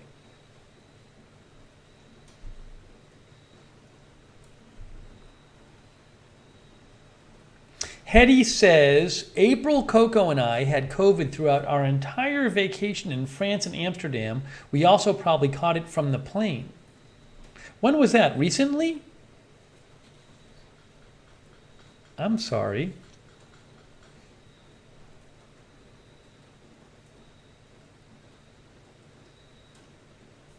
Eddie says, Ralph's is owned by a small monopoly called Kroger's. Been to many of the different ones. Yeah, I have a fleece on because it was kind of cool. Oh, Hetty says that was just last week. Oh, wow. Eric thinks he caught COVID from a plane ride from LA to Denver. They probably keep the different names just because there's name recognition in particular places. I mean, maybe Kroger bought Ralph's, but they had good name recognition that people trust the Ralph's name and brand in LA already. It's been there for years.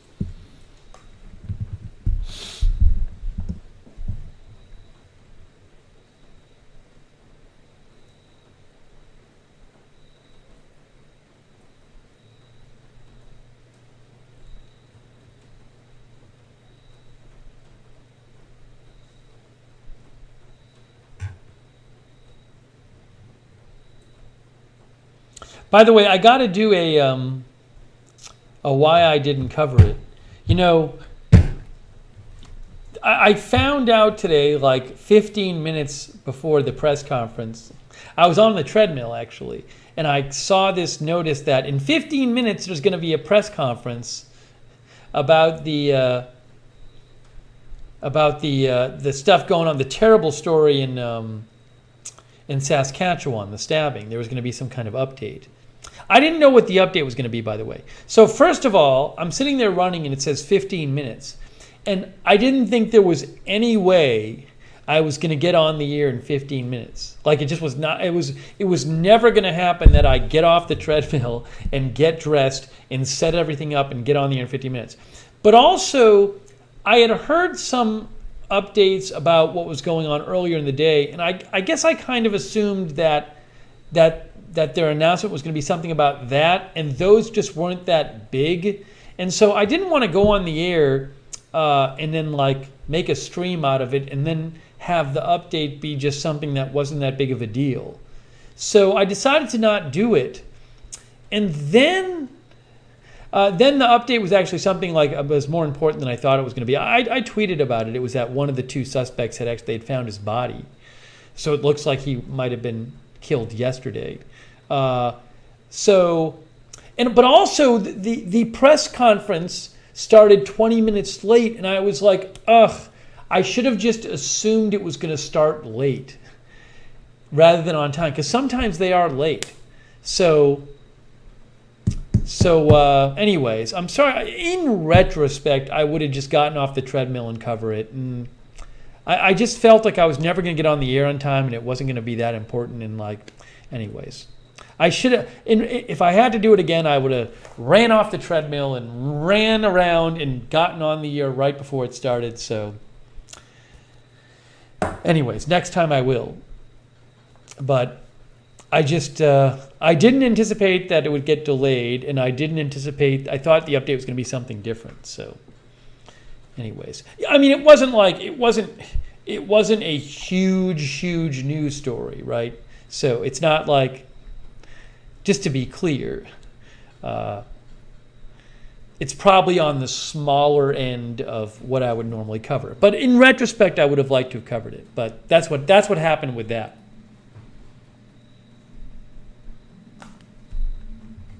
That is what happened with that.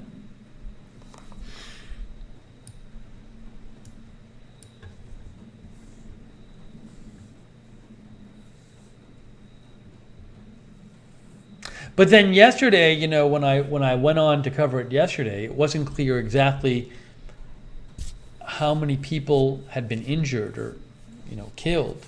So, but I basically went on the air because I'd been hearing these rumors that it could be a lot. But I didn't know. For all I knew, I was hoping it wouldn't be that many. So, but I figured maybe we should go on the air and cover it. And then it ended up being just horrific.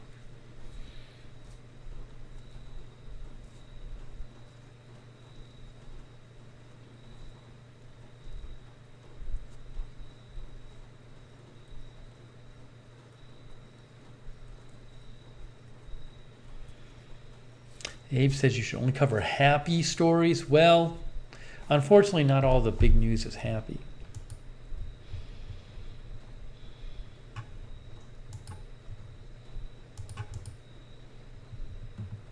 Oh, and then something else. I wanted to update you about this. So much to talk about from the last couple of days. Oh, I definitely want to update you guys about this.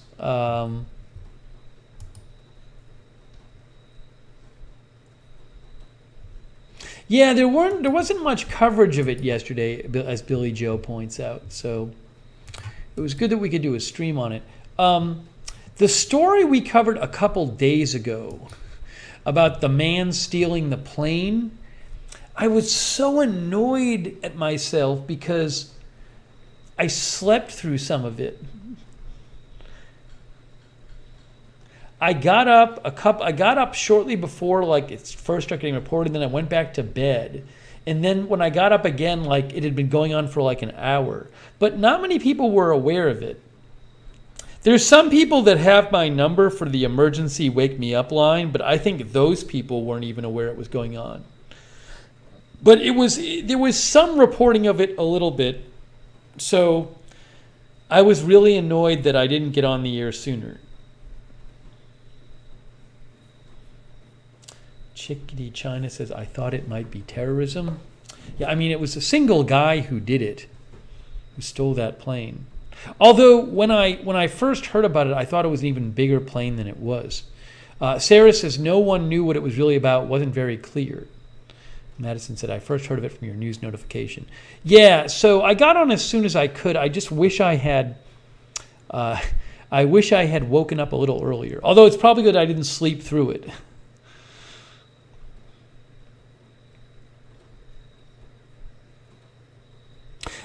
Kay was mentioning to me that she's in Mississippi. I mean, this happened in Mississippi, and Kay was mentioning that the local affiliates in Mississippi weren't even covering it initially. Linda says, I wasn't aware I was taking a nap. Rita says, I wasn't sure if that was one you were really wanting to cover. Yeah, you know, I think if it's the fact that it was like a person stealing a plane and threatening to crash it into a Walmart. I mean, it wasn't the biggest plane, but it still was like, I thought it was worth covering.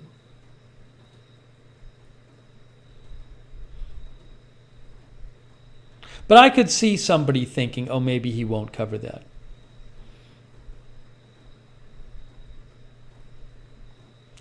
Sarah says it would have been a lot of plane tracking. That is true. And the stream would have gone on forever. It might have.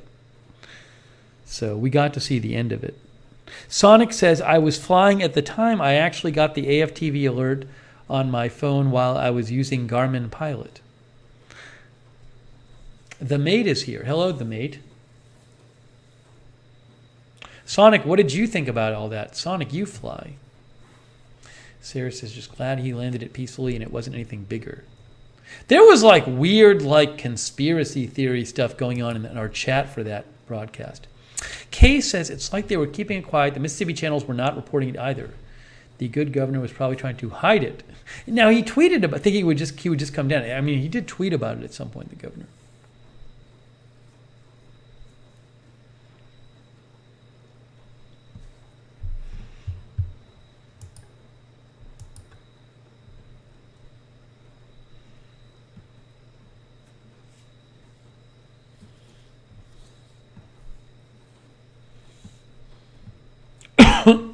Excuse me.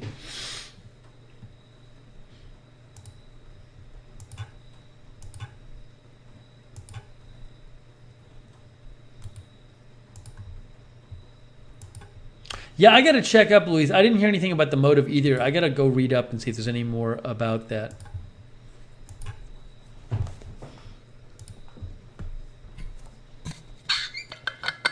Tom says there were a lot of trolls in the airplane stream.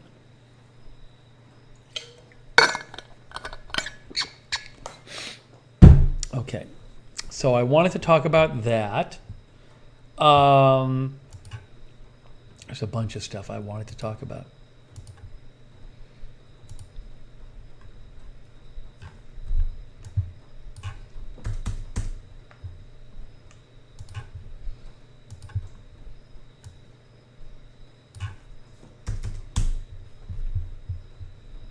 Kay says that chat was full of angry people.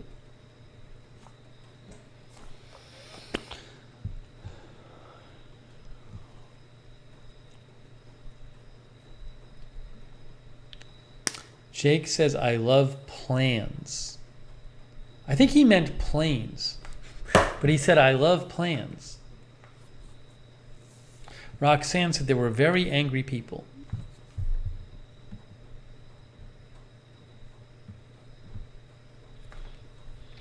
Paya's Farm is here. Paya's Farm is here.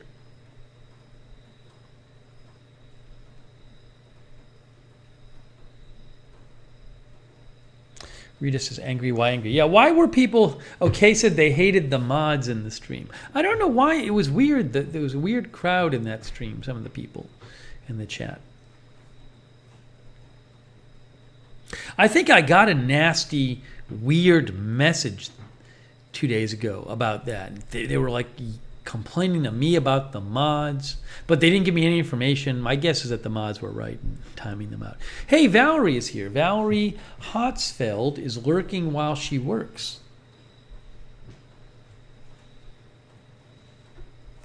Oh, what did Sonic say? Did Sonic comment on it?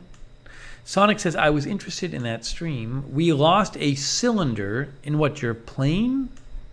I'm not sure what that means. And have to set down outside of town and get a ride back to Phoenix? Wow.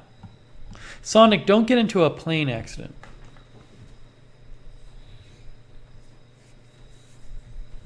You don't want that to happen. Jenny Lassiter is here. Cynthia Moon says they want to talk politics in every stream. That is true. We do have some viewers who want to talk about toxic politics in every stream. Loveheart is here.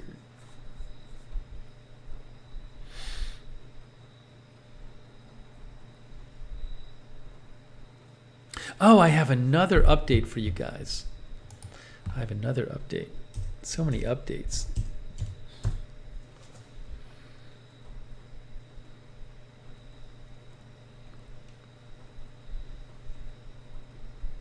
Sonic says, I noticed that the guy's medical certificate had expired in 2018. Medical? So it was unlikely he had been flying for at least 4 years, even in lessons. Hey, the Norm is here. Hello, the Norm.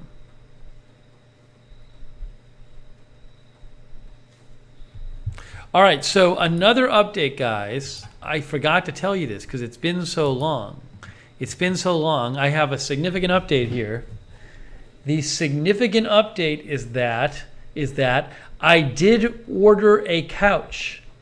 I did order a couch for downstairs. I think it's going to take between like 3 and 4 weeks to get here. But just so you know, I ordered a couch. Latest a significant update. Sarah says, whoa.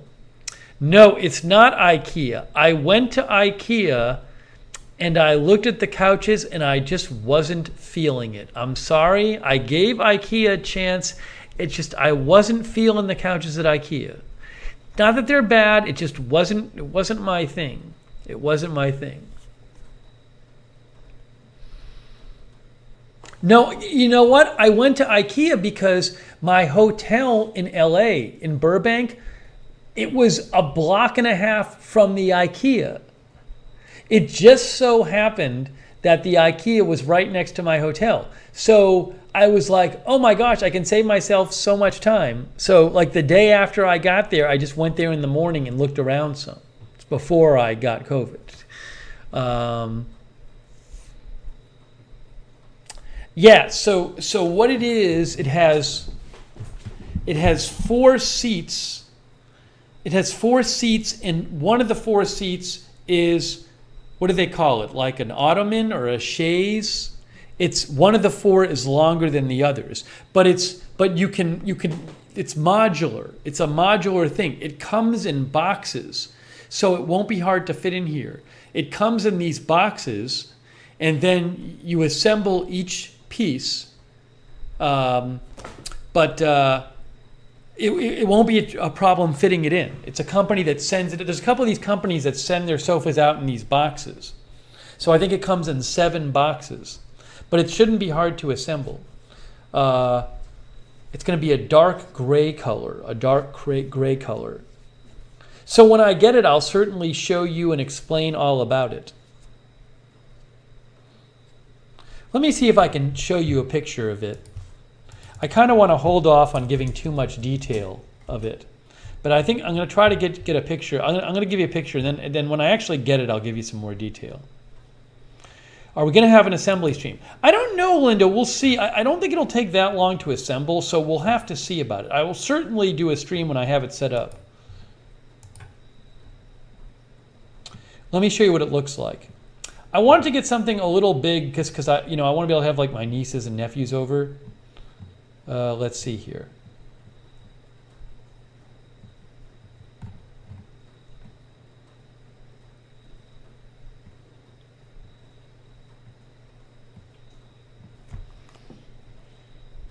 Hang on. Right, so I'm going to show you a picture of it, just so you could see. Here. And then when I actually get it, we'll discuss the whole thing much more when I actually get it.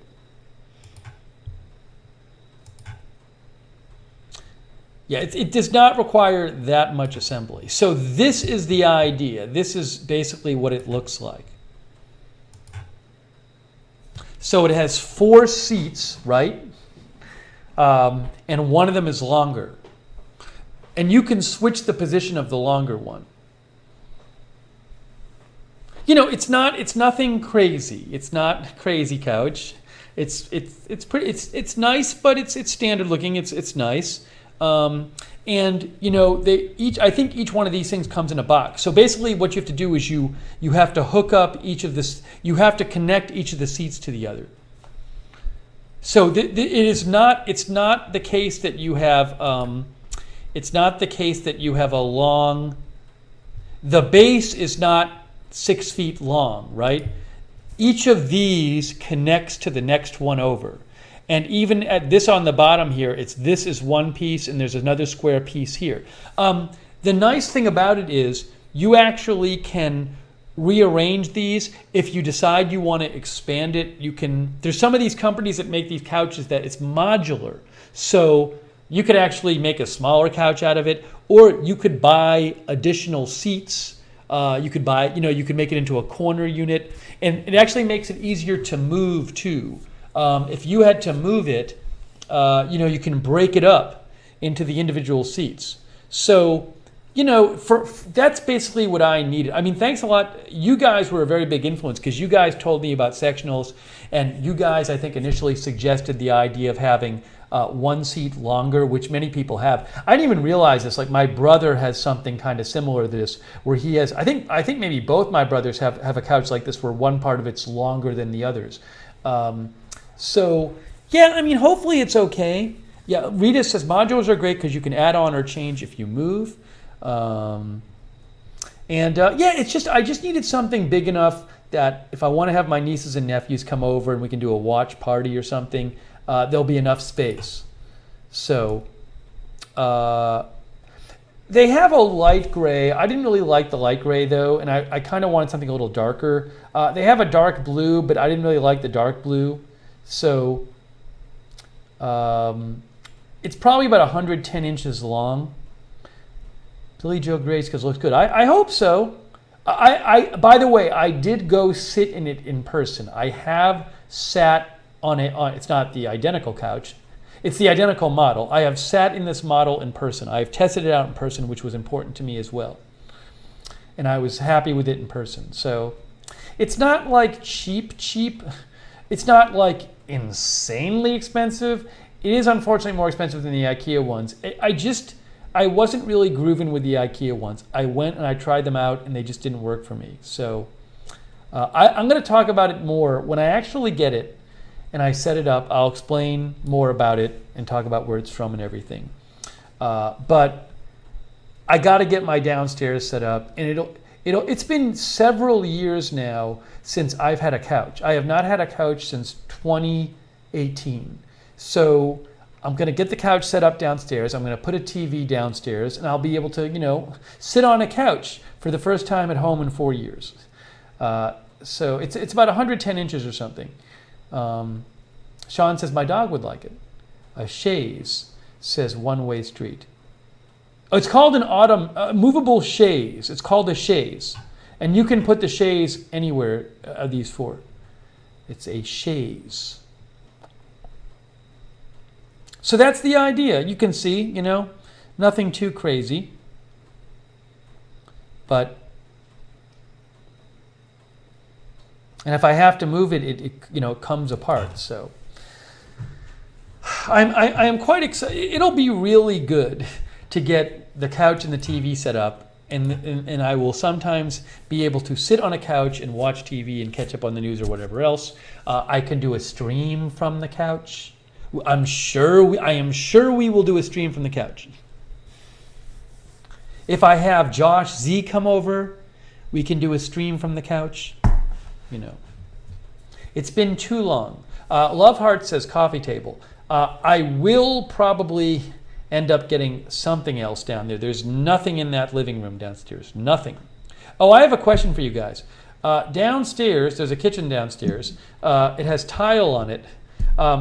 The tile has like this ground. The tile is like dirty. Like there's old tile in the kitchen.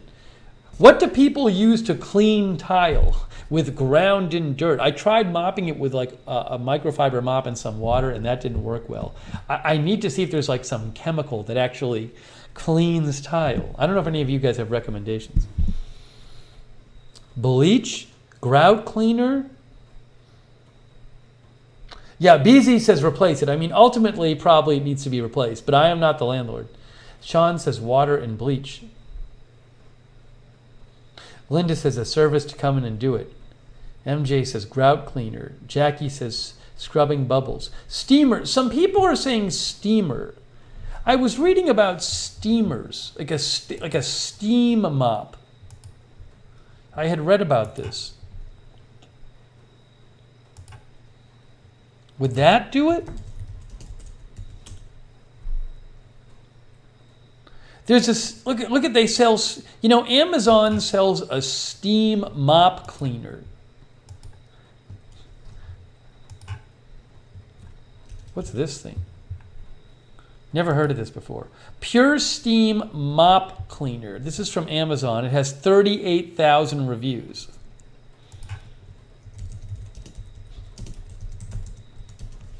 As an Amazon associate, I earn from qualifying purchases. I have never used one of these things before. Oh, is this for tile or for rugs? Mop cleaning pads. You know what I'm looking at here. Garment. What is this? I've never used such a thing. Tiles. It says it worked on. Has anybody used something like this? Anyone? Rita says, can you get a pic of the problem? Yeah, I'll take a picture when I'm down there next time. I can probably take a picture right now. Tom says they are amazing. Pat has one. Marie says my mom has one. Starfire says you use steam to clean.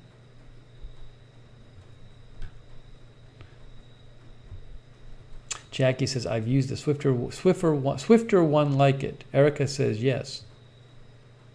I think I'm going to go take a picture of it right now, and then I'll show you guys in 5 seconds the picture of the issue.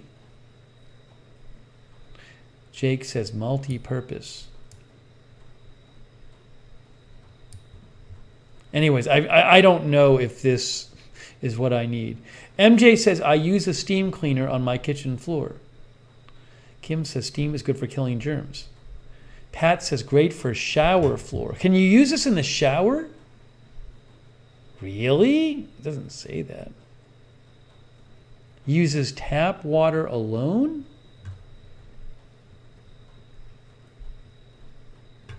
It has 38,000 reviews. It says cleans literally everything.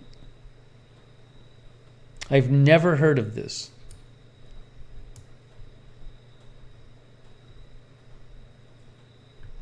It says $70. So it just steams things. No chemicals needed.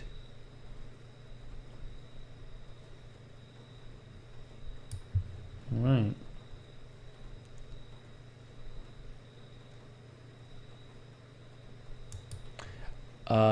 Tom says great for mold, mildew in the shower and bathroom. Let me go take a picture right now. I'm going to run downstairs and I'm going to take a picture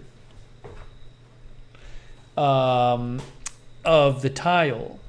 Women in Green says you should rent a tile floor cleaner from Home Depot. It's professional grade and will do the job. Interesting. Hang on, let me go snap a picture. Oops. Hold on, folks.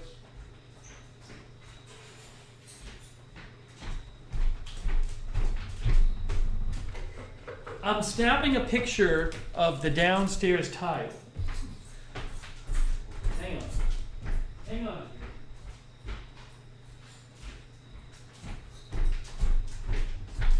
All right, I'll be back in 30 seconds.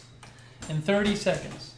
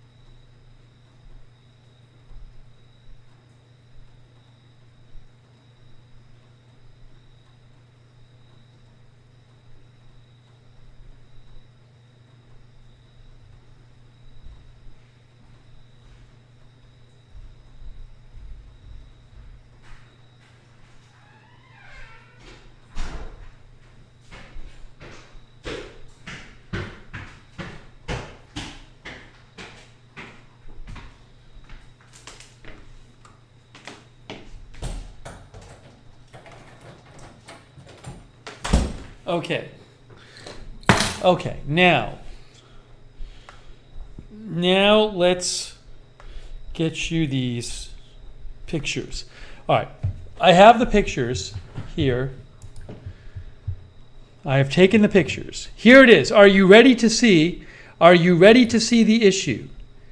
Here is the issue that I need to fix. This is the kitchen downstairs. Are you ready? Look at the tile. Look at the tile in the kitchen. I have already tried mopping it with microfiber cloth and water. And then here's the other one.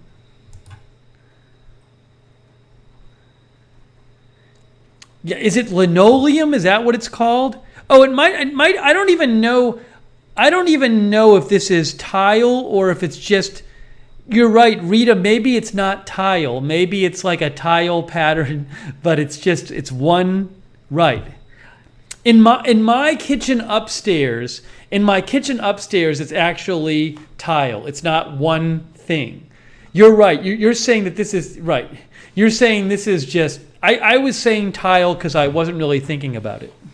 But yeah, it's just a single piece as opposed to the upstairs.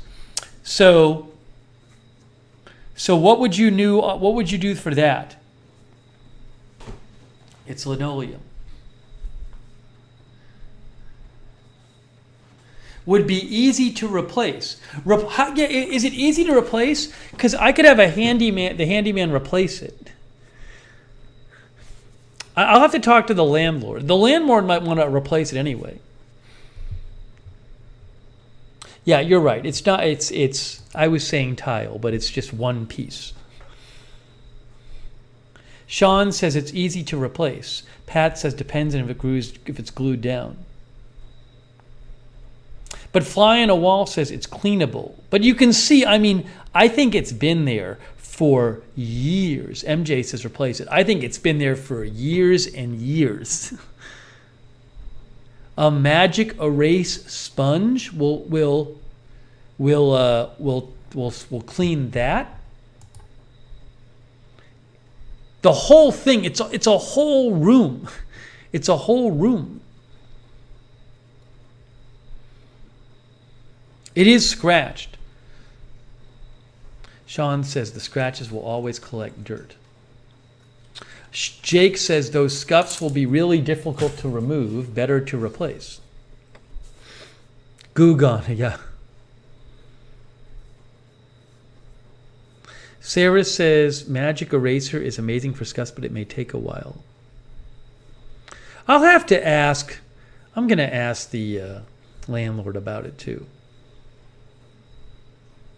Marzel would use scrub-free OxyClean plus a magic erase sponge. I mean, if I could get it clean, I would do it. I don't need a new floor down there.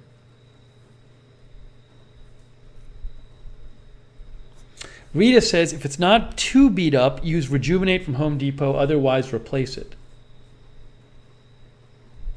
Sonic says downstairs neighbors were always wearing roller skates. Yeah, it is just, not in great shape.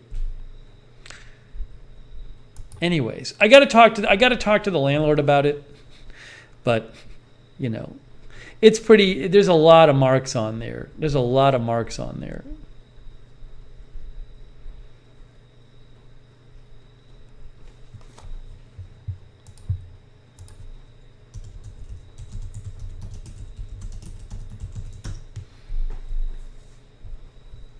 But I don't know. It's possible. I don't know. I don't know how hard a job it is and how much it would cost and if the landlord wants to pay for it. But the landlord might want to just replace it anyway. Callie Voltaire says, time to replace, in my opinion. Mop and Glow? I don't want to put a rug over it. I don't want to put a mat over it. I don't want to put, it's the whole kitchen. I like the floor as it is. Jackie says, looks like someone moved furniture a lot on it. Again, it has probably been there for years and years. It's probably been there for decades. No joke. Decades.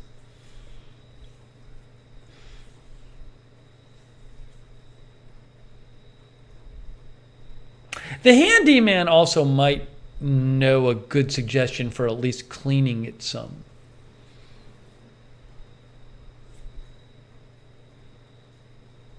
Beth says, if you use a magic eraser on that, it's going to take the finish off it. It's going to be a lot of work. Oh, maybe a table and chairs was on there. Yeah, it's the whole kitchen there. But, maybe if I put a table and chairs in there, you won't notice it as much. But it's all there.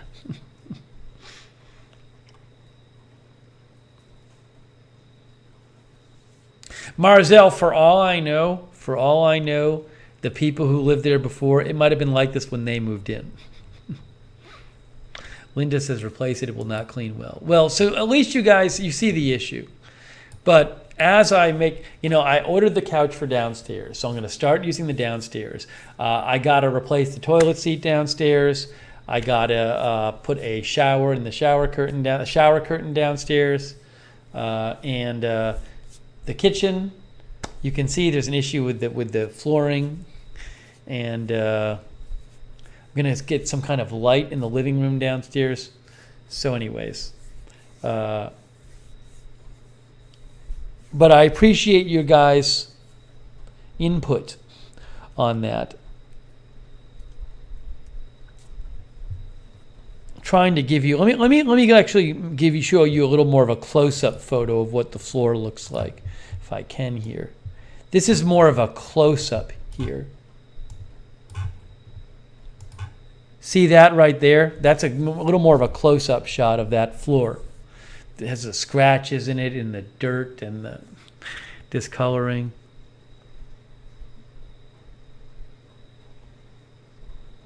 Sonic says some modern-day vinyl flooring looks legit. I have my dog's room done with it. Yeah, I got to put the TV down, but I can get the TV. So.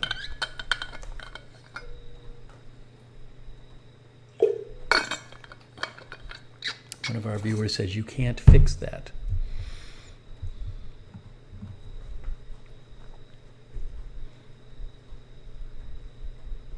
Rita says those deep grooves are always going to be filling up with dirt and grime. BZ says you can clean it, but it will never look any better. Katie Norwood is here. So, there you go.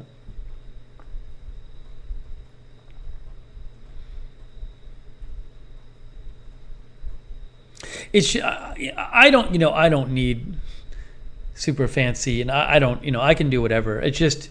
It's pretty bad the way it is right now.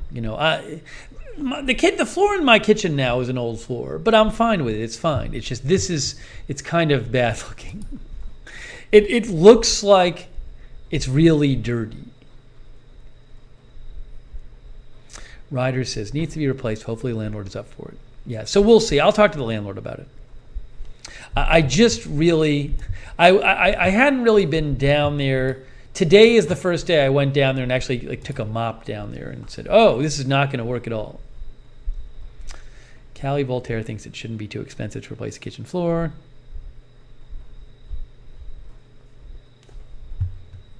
Anyways. Well, thanks for your input on that. I appreciate your guys' input.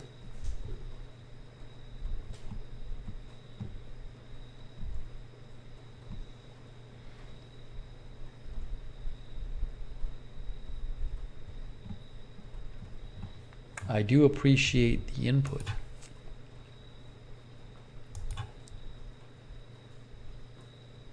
A one-way street said I should get a power steamer. Yeah, well, I think I certainly am sympathetic to the people who say maybe get it replaced. So before I get any kind of cleaning stuff, I was going to see what the landlord says. Peter Ramirez says replacement is a last resort.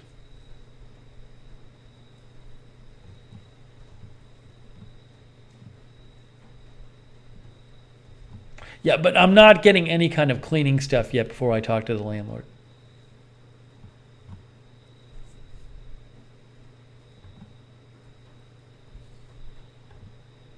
What do people use to clean their tubs?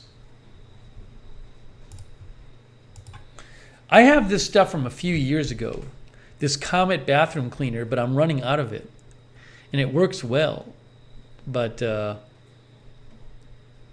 people have something they use that they like to use for their tubs? Just, get the grime out of their tubs? Rita says, I have a shark steamer for all my solid surface floors. It doesn't just clean, but also disinfects. Soft scrub. Scrubbing bubbles. The great thing about this Comet stuff is you just spray it on and you leave it there. Get wet and forget. Soft scrub. A lot of people saying soft scrub. Oven cleaner. Callie Voltaire says I have a cleaning lady. Scrubbing bubbles and soft scrub. Kaboom. Scrubbing bubbles. Huh.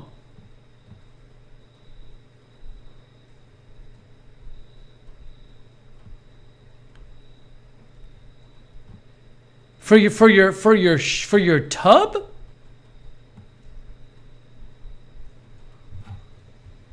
couple of you guys say kaboom.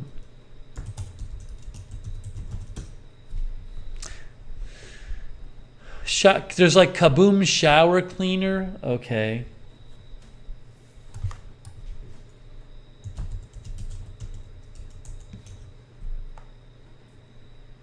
Soft scrub. For the tub? Sarah says pink stuff is amazing too. Yeah, again, the thing about this Comet cleaner, the spray I have, is you just spray it on and you just leave it there for a few minutes and it does amazing.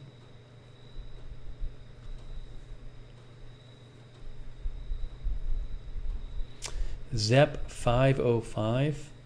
Kaboom. Mr. Clean Freak?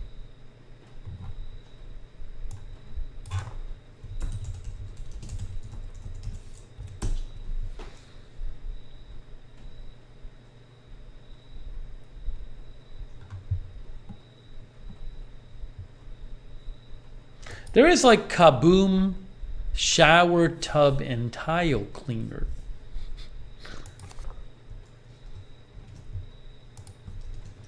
It's important to have the right cleaner. It really can do wonders. Is this the one you guys are talking about? No, just in general. Sean uses Lysol toilet bowl cleaner. I leave it on overnight and scrub it down in the morning before I take a shower. Huh. No, I haven't. I'm going to talk about the mechanical keyboard shortly.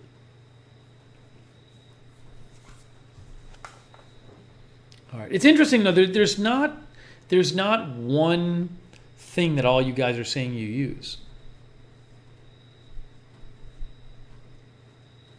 Michelle says Kaboom is awesome. A lot of you guys recommend Kaboom. Eddie Smith says OxyClean is the big ingredient.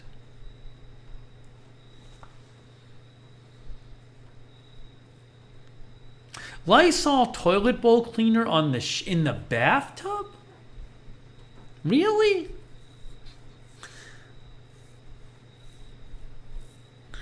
MJ says, I use Kaboom in a hurricane spin scrubber so I don't have to bend over.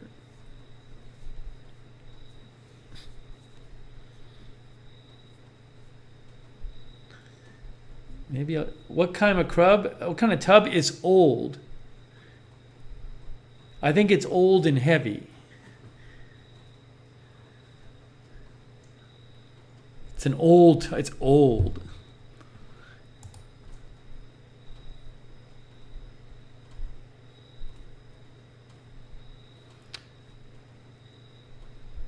Sonic says you won't find everyone in agreement because of the different materials and finishes. Some abrasive cleaners may harm various services, etc.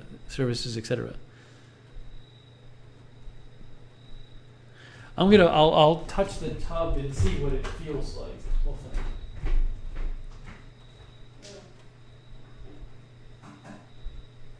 It's actually not that.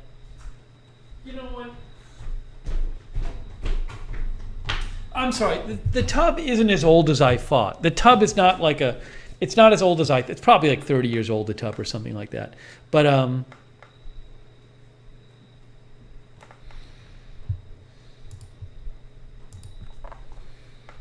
so I don't know what it's made out of. I don't know that it's cast iron, Rita. But it's pretty heavy. It's not like plasticky.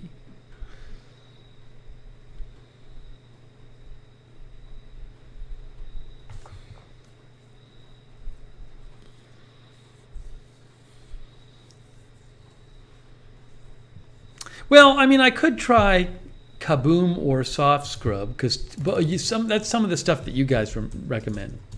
So who knows?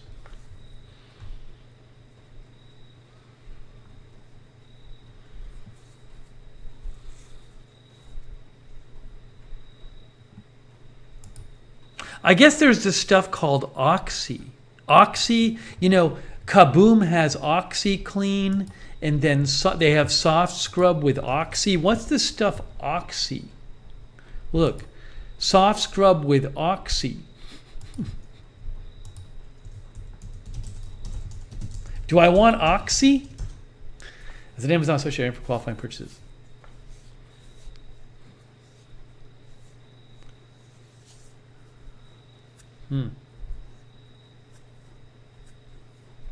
Rita says Kaboom with Oxy is great, is purple.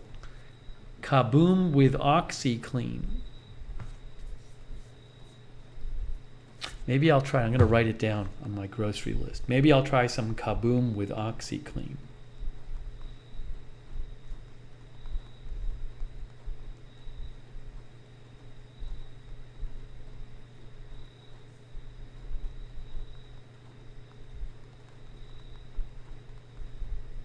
All right.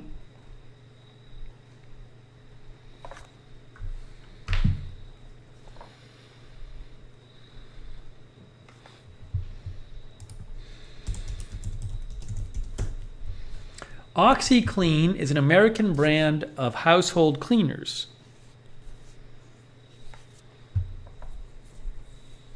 That's a brand.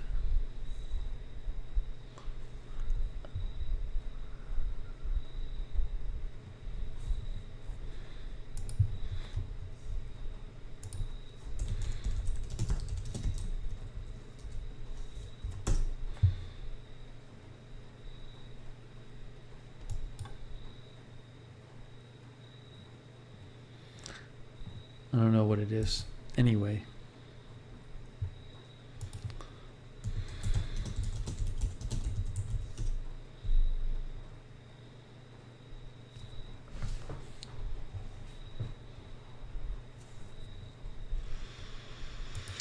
Well, we'll see. Hetty says, I like to use the more natural cleaners from 7th generation or method. They work really well.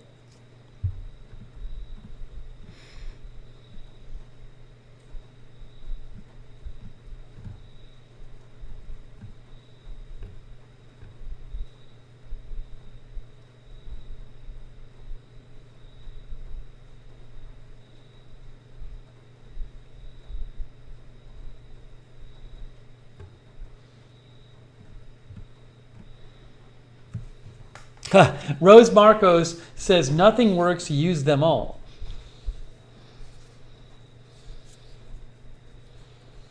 All right.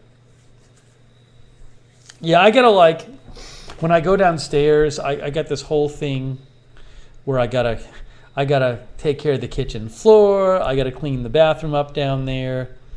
There's a lot I gotta do downstairs. But now that I ordered the couch, I gotta get it going. I got to get it going. Rita says, whatever you do, don't mix them.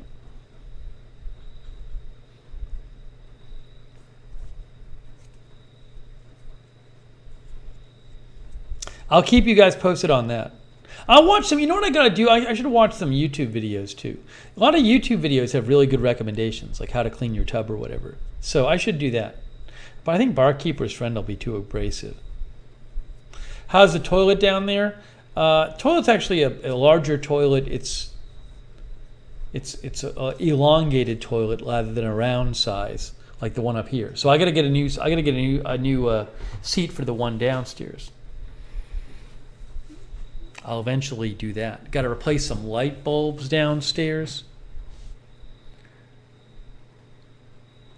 Nan B says mixing them will get you a real kaboom. Says all this stuff I got to do downstairs.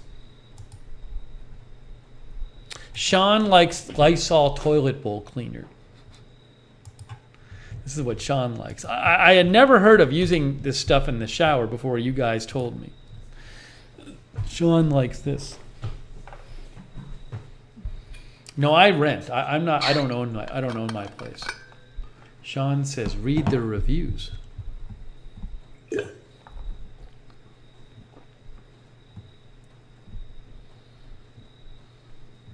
I might have used this for my toilet. These people use it in their shower.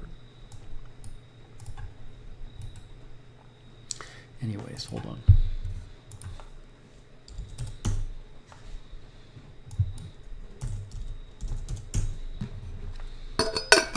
I was seeing if there were any reviews that mentioned a bathtub.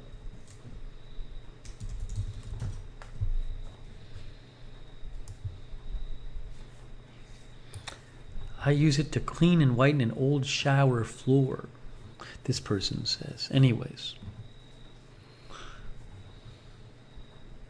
Another possibility. It's called toilet bowl cleaner.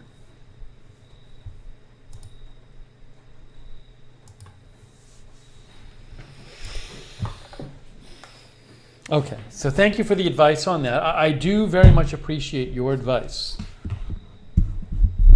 Sean said it's magic.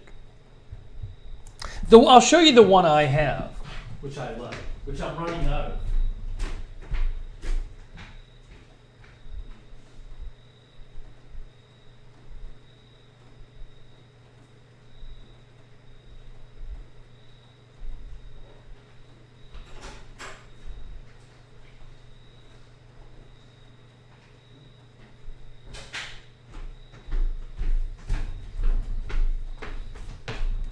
I'm running low on this. I don't know that they make this anymore.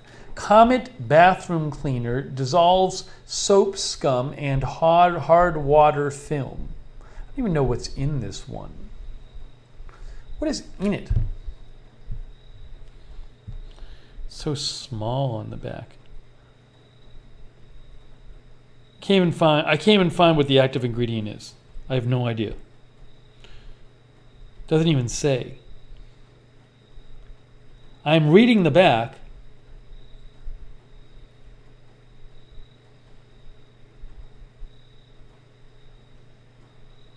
I don't know what the active ingredient is. Oh, active ingredient, citric acid. Citric acid? It says active ingredient, citric acid?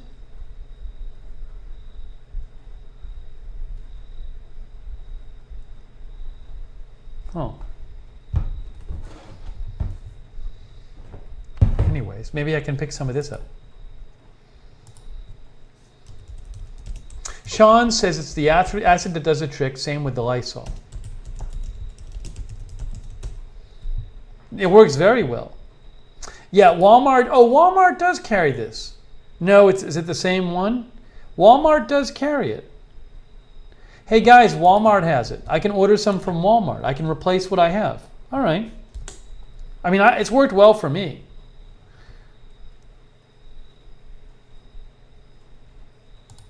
Look, there it is at Walmart, right there. Comet Ultra Bathroom Cleaner.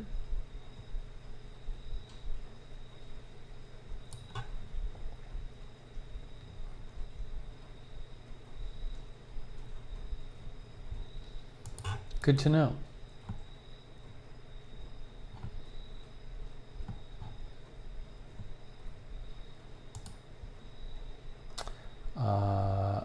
On Amazon, it's third-party sellers, it looks like.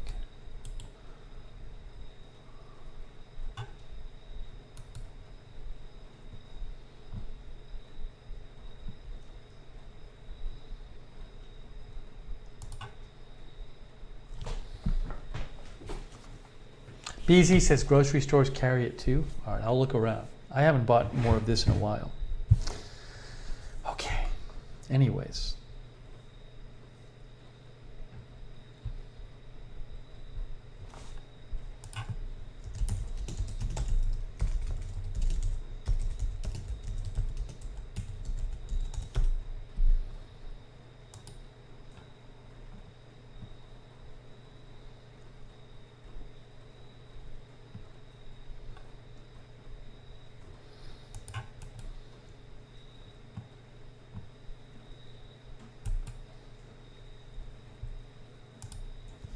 Here's an article from The Spruce.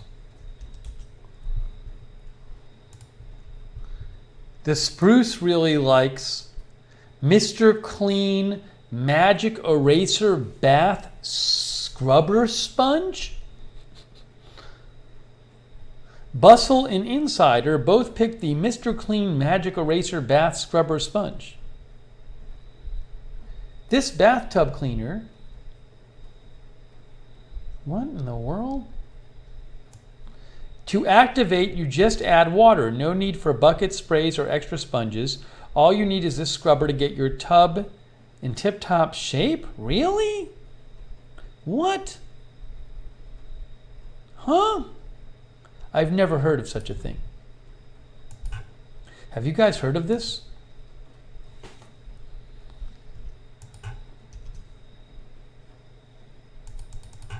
Tom says lies.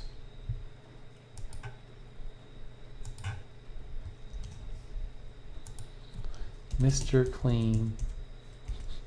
Sarah says that's what I told you. Sean thinks it sucks.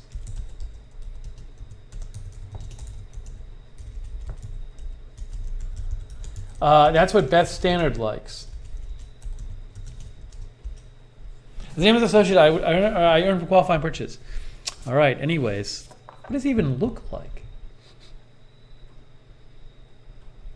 Can you reuse these? Nan B says, I have them. They're good for a few things only. I have never heard of these things.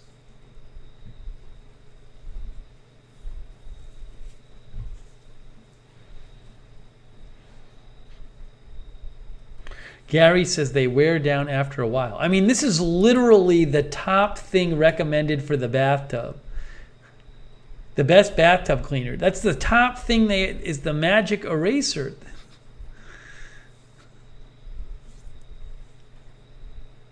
Marzell says, "I love those Mr. Clean sponges." Sarah says it's a white sponge. You can if you clean, rinse it out, but they fall apart as you use them. I don't want to use a new one every time. Sean is skeptical. Sean says those sites get paid to review products. I don't know, Sean. You're saying they have no. They're actually. It's all about being paid.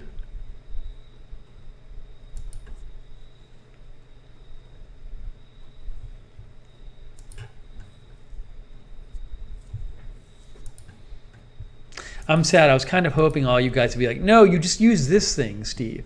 But there seems to be a bunch of disagreement in our chat room.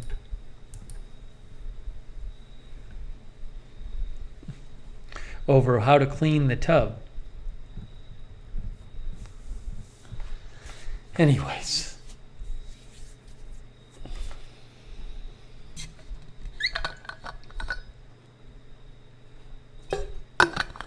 Sarah says cleaning product review stream upcoming.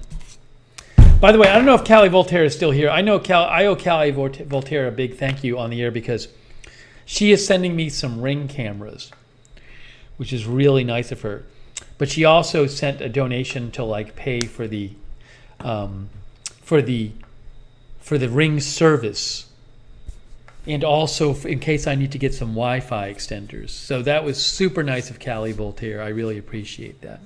And yeah, I guess at some point soon her package will get here. That was really nice of Callie Voltaire. Really nice of her. So we're going to do a whole thing where we set up the Ring cameras, the rest of them.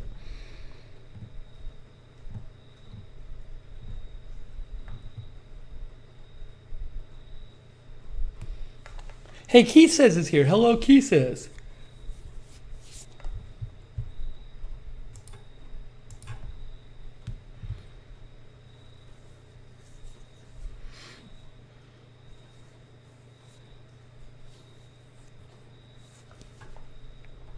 Callie says it should get there tomorrow. Yeah, Fake Sean. We got another Fake Sean TV was here. Okay, what else did I want to mention? I also have to get... By the way, does any of you guys have a good mechanical keyboard? I've been thinking about getting a mechanical keyboard. The problem is, like, some of the better ones, like known as the better ones, like they're not. If you order them on Amazon, it's all third-party sellers. But if you order it from like the company itself, like it's hard to get a refund. So I was thinking of ordering one from Amazon, but I was like there's this company called Keychron that makes these well-known mechanical keyboards, and like they get a lot of good reviews. Keychron. The problem with Keychron though is if you can order these off of Amazon, but it's all these like third-party sellers from China, and I feel like I'll be ordering a fake one. So I don't want to order one on Amazon. If you order it from the company, I think they might ship it from China. But if you try to return it, they keep the shipping, and then you have to pay to ship it back. So you don't get the thing that you do with, because you can order it off Amazon, and Amazon you can just return it within 30 days, no questions asked. But I think you might be getting a fake one. So it's this dilemma with these mechanical keyboards that, like, I don't know if it's going to work for me. I might order it and be like, you know what, it's just not working for me. But they're expensive. I don't want to order one and then have to return it and like lose half my money paying the shipping fees. But if I order it from Amazon, I feel like I don't trust Amazon to order it from these weird third-party sellers on Amazon. So, no, I have not read the Reddit mechanical keyboard sub. I have not, Sean. It's a good idea. I've watched a bunch of videos and read a bunch of reviews. I've been kind of in researching this, but Sonic says I use a split keyboard by Kinesis. I haven't heard of them. Maybe it's really good. So, and there's a lot of different ones out there. It's just I've never used I have never used, hold on a second here.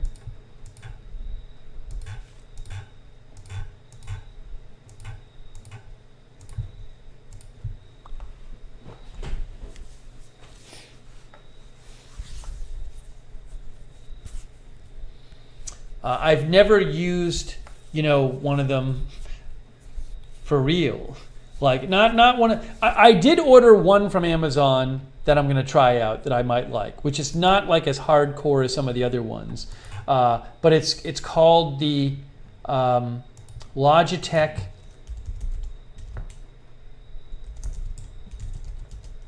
What is it? MX Mechanical Mini, and I'm going to try it out. It's wireless.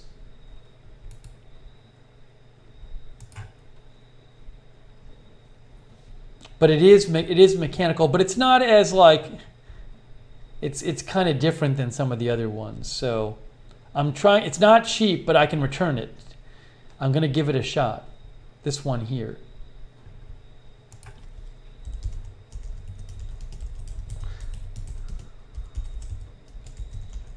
Marlena says, no third-party sellers for me again. Where is it here? Yeah, so Logitech makes a mechanical keyboard, and where's the Mini? It's not cheap, but I'm going to try it. But anyways.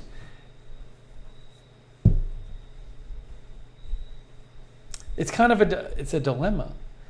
Best Buy does not have stuff by like Keychron. Here's Say Loomis. Hey Seer Loomis. Best Buy, you can't go to Best Buy and try like the best known, you can find gamer keyboards, but like if you want a Keychron one, they don't have them at Best Buy. So it's this weird thing where it's like I can't buy one and try it out with the option to return it.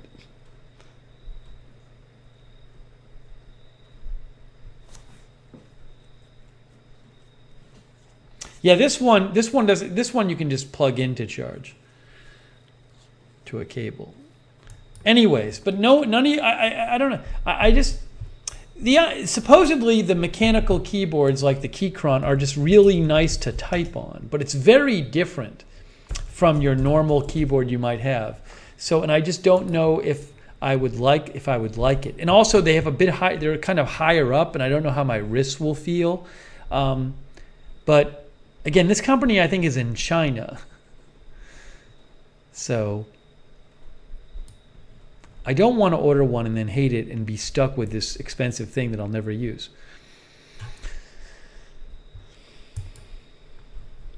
But nobody in our audience is saying they have a Keychron keyboard or something similar.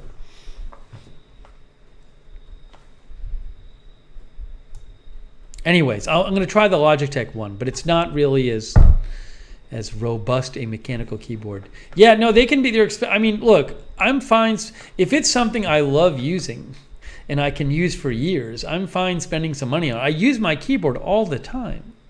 All the time. Sean says, I have a cheap Red Dragon I got from Amazon. It's clunky. Yeah, Kay mentions Newegg. Again, the problem is I don't think these sort of like the Keychron style ones, I don't know that Newegg has those, or that you can return them. Oh, Callie Voltaire has a Keychron K4 wireless at work. Callie Voltaire, how do you like your Keychron? It is I can write it off for taxes. That's true because I use it for work. Callie, how do you like yours at work? The K4. Don likes Logitech MX keys. That is not mechanical. I'm going to try a Logitech mechanical.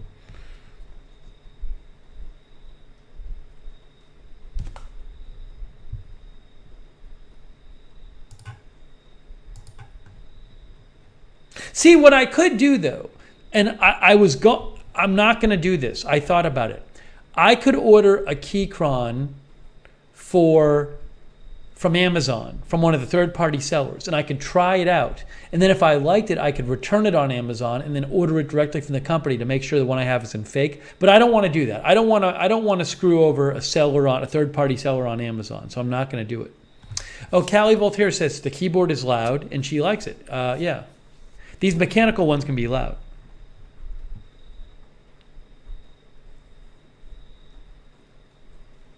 So I don't know what to do. No, I this wouldn't be for the studio. This would just be for my computer here that I use. I don't type much on these streams, so it's fine. I wouldn't be using it in the studio for Agenda Free TV.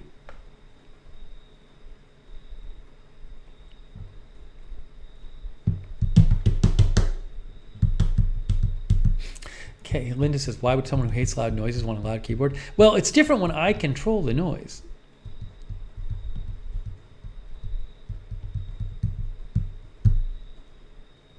Anyways, this is what I'm thinking about it. Callie Voltaire says, it is the rage at the court. There are so many employees that have them. The thing is, they sit higher up than the normal keyboard does. So I'm concerned that like it'd be bad for my wrists. Valerie says, we use the TBI Pro mechanical keyboard when we contest. Love it. So Valerie says, that's a gaming one. This is the one she uses.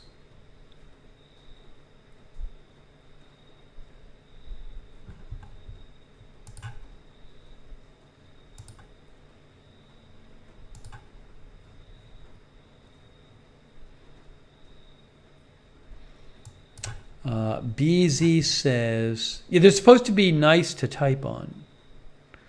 I didn't see what the first thing BZ said was.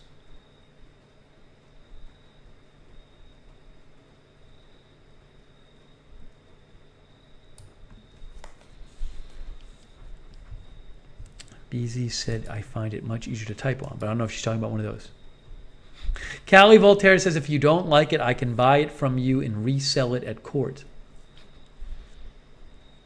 Valerie says hers is not tiring or hard on the wrist at all. But the one, Valerie, you're using, I think it's a gaming keyboard. The one I'm thinking of getting is more of like an office board, so it might be higher. I'm not sure. I don't know. Maybe it's the same height. But I got to look into it. I've been looking into it, but I got to just make a decision.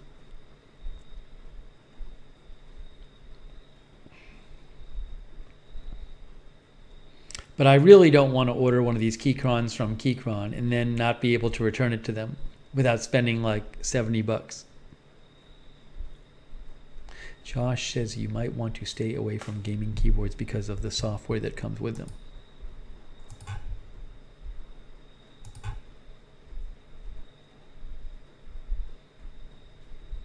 Also, you know, like the Keychron keyboards, like there's a lot of people who use these and review them. If you go to like Amazon, see, look at, there's all these YouTube videos.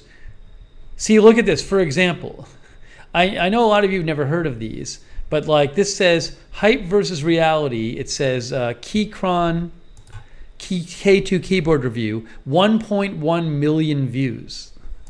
Which one to get, of which Keychron keyboard to get? Switch and click, 400,000 views. The coolest mechanical keyboard ever, Keychron K3, 300,000 views. Keychron K4 mechanical keyboard, 1.2 million views. There's a lot of people who use this stuff.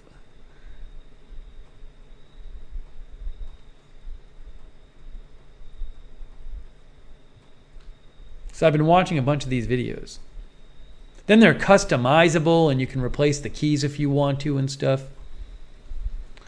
Anyways, but again, it's you can't just buy it from Amazon. It's only third-party sellers, and I really don't want to buy one from a third-party seller. Dila says, looks like my old IBM I still have.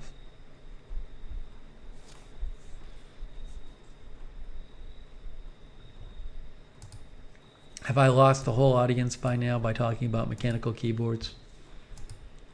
But surely you can understand my dilemma. If I could order it on Amazon from the actual company and had the option to return it, Sean says, want me to send you a K4? You don't have to do that, Sean. You don't have to do that. What if I don't like it, Sean? Then you've just sent me a keyboard I might not use. I don't even know which one the K4 is.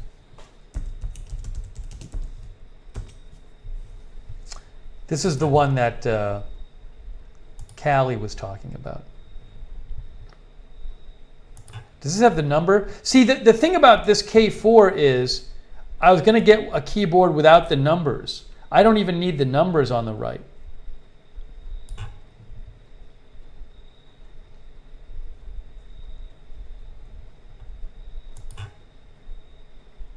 No, Sean, on Amazon, those vendors, Sean, on Amazon, the people who sell Keychrons, they call themselves Keychron and Keychron Store and Keychron Outlet, but they're not the company. They're not the company. They're just these individuals.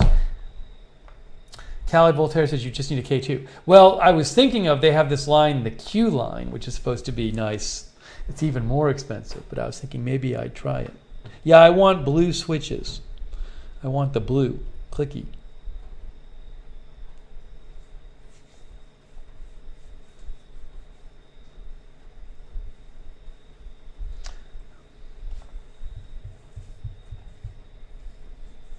But I mean, you know, if I could buy it and then return it, I would spend the money and try it and see if I liked it. And if I didn't like it, I'd return it. And if I liked it, I'd keep it. Sean DM'd me, he said.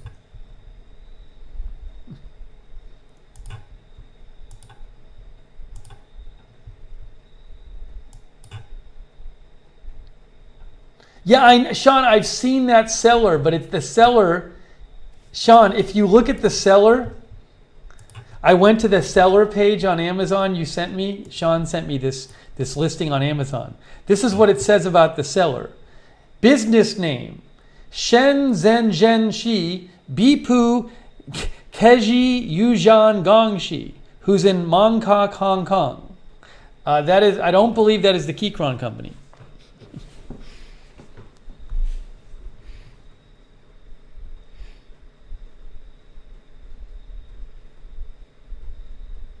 That's all these sellers of Keychrons on Amazon. It looks like a bunch of individuals who maybe, I don't know if they're buying them, if they live over there and they're buying them or what. So I just can't, I can't vouch for all I know, these are fake keyboards, or they're getting returned ones or something.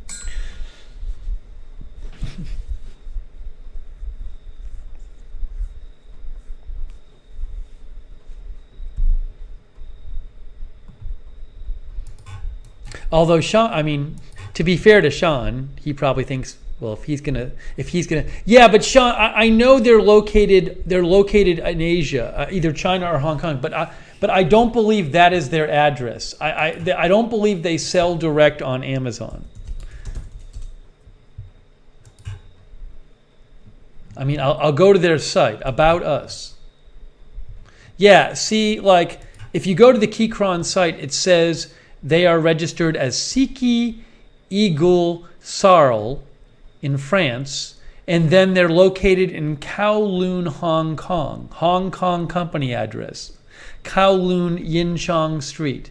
Their address is not in Mongkok.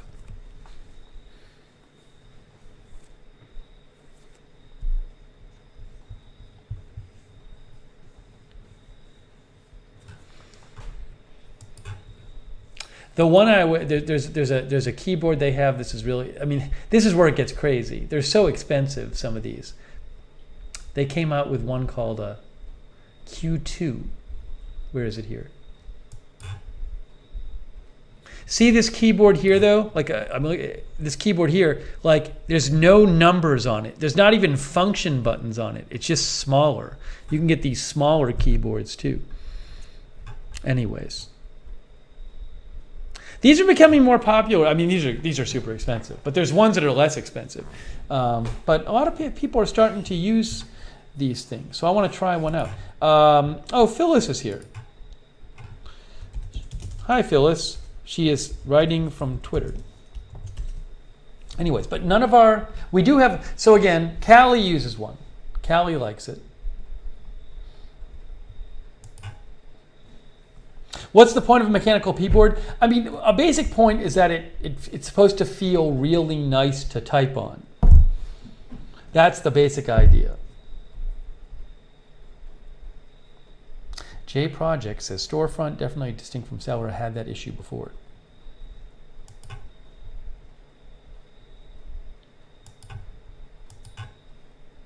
It just seems like an item because it sells for a lot that somebody would try to counterfeit.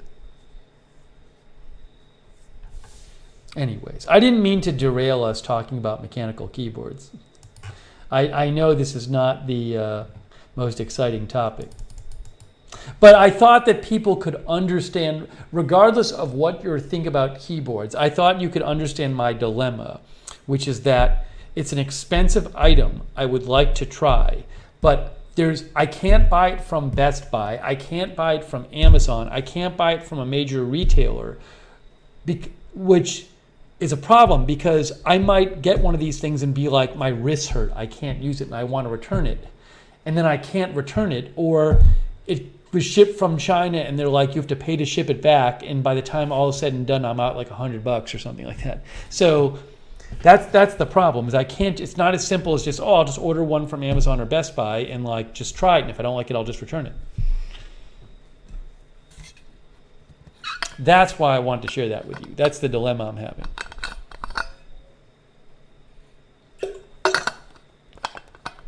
Oh, BZ, you have one of these? I missed that you said this. Or you just have a mechanical keyboard.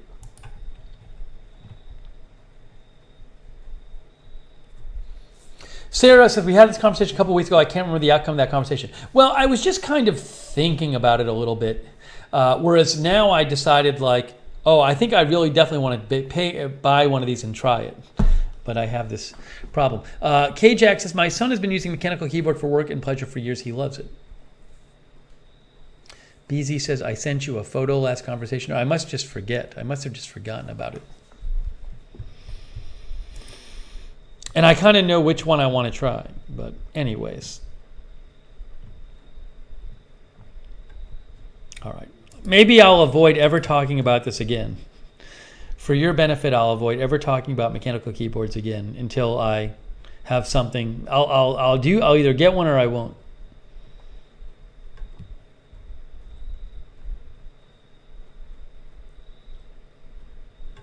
Like there's a big website that sells mechanical keyboards. I think it's called Mechanical Keyboards, which is like well known, but that you can't just, they don't allow you to try one and then, I don't like it, I'm just going to return it. Like you got to pay the shipping back and you might have to pay a restock fee and all that, and it's a whole thing.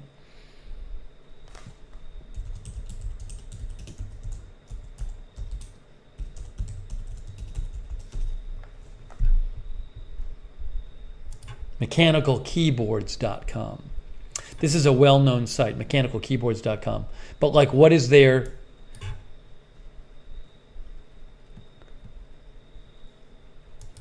I don't know if I can even find it. But I believe that you can't just return things because you didn't like them.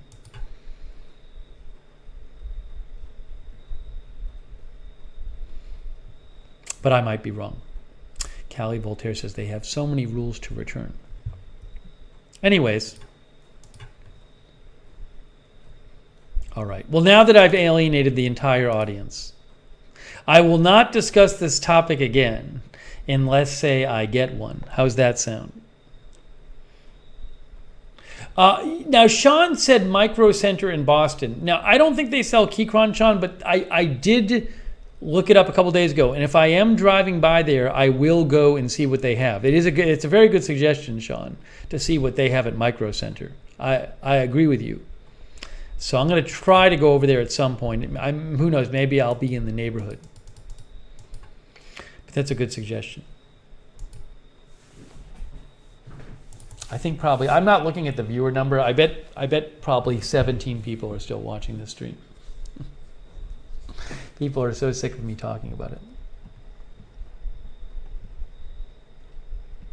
Someday you guys you'll want to order a product and you'll see that the only sellers on Amazon are third-party sellers, and it'll really annoy you.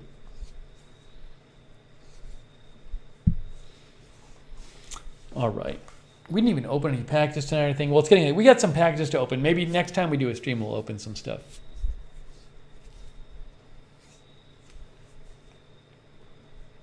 When I get a chance for next time, I'm gonna tell you a story next time.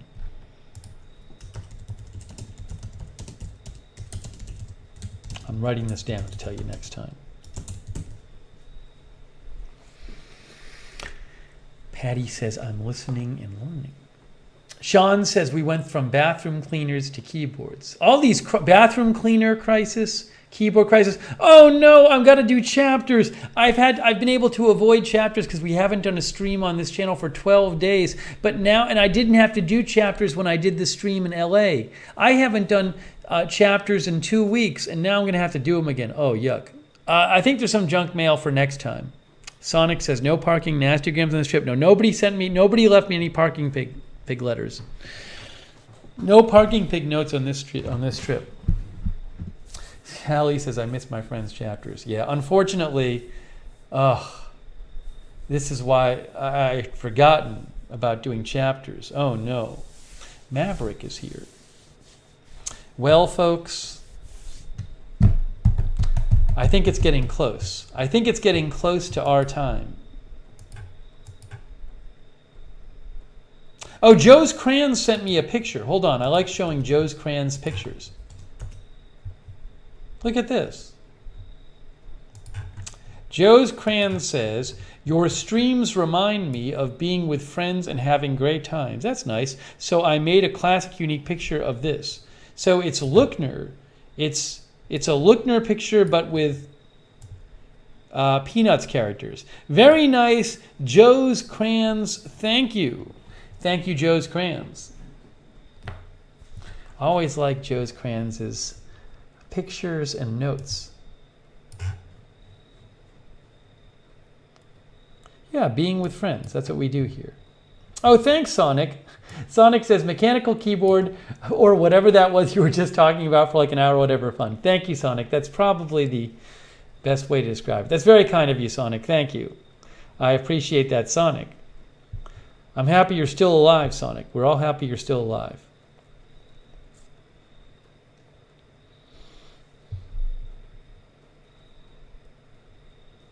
Blackwind says if you switch over to Twitch, you can avoid the chapters work.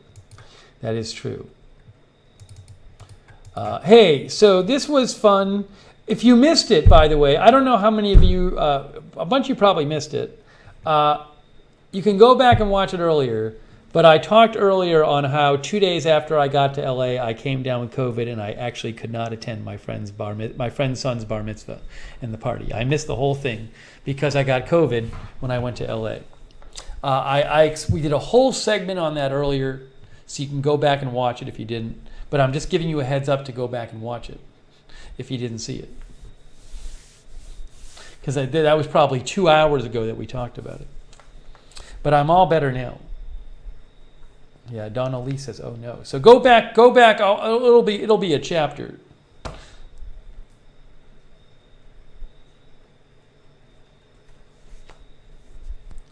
Sean, I never did the free DNA test. It's here. I don't know if I'm going to do it. I was like, I didn't know if I should have privacy concerns about it or something. And I just keep meaning to research it and think about it, and I never do. So I got to look into that, Sean. Show and tell item from LA? One Way Street, what are you talking about? What are you talking about? Let me thank our moderators for being here tonight. Yeah, it's going to expire again before I use it exactly.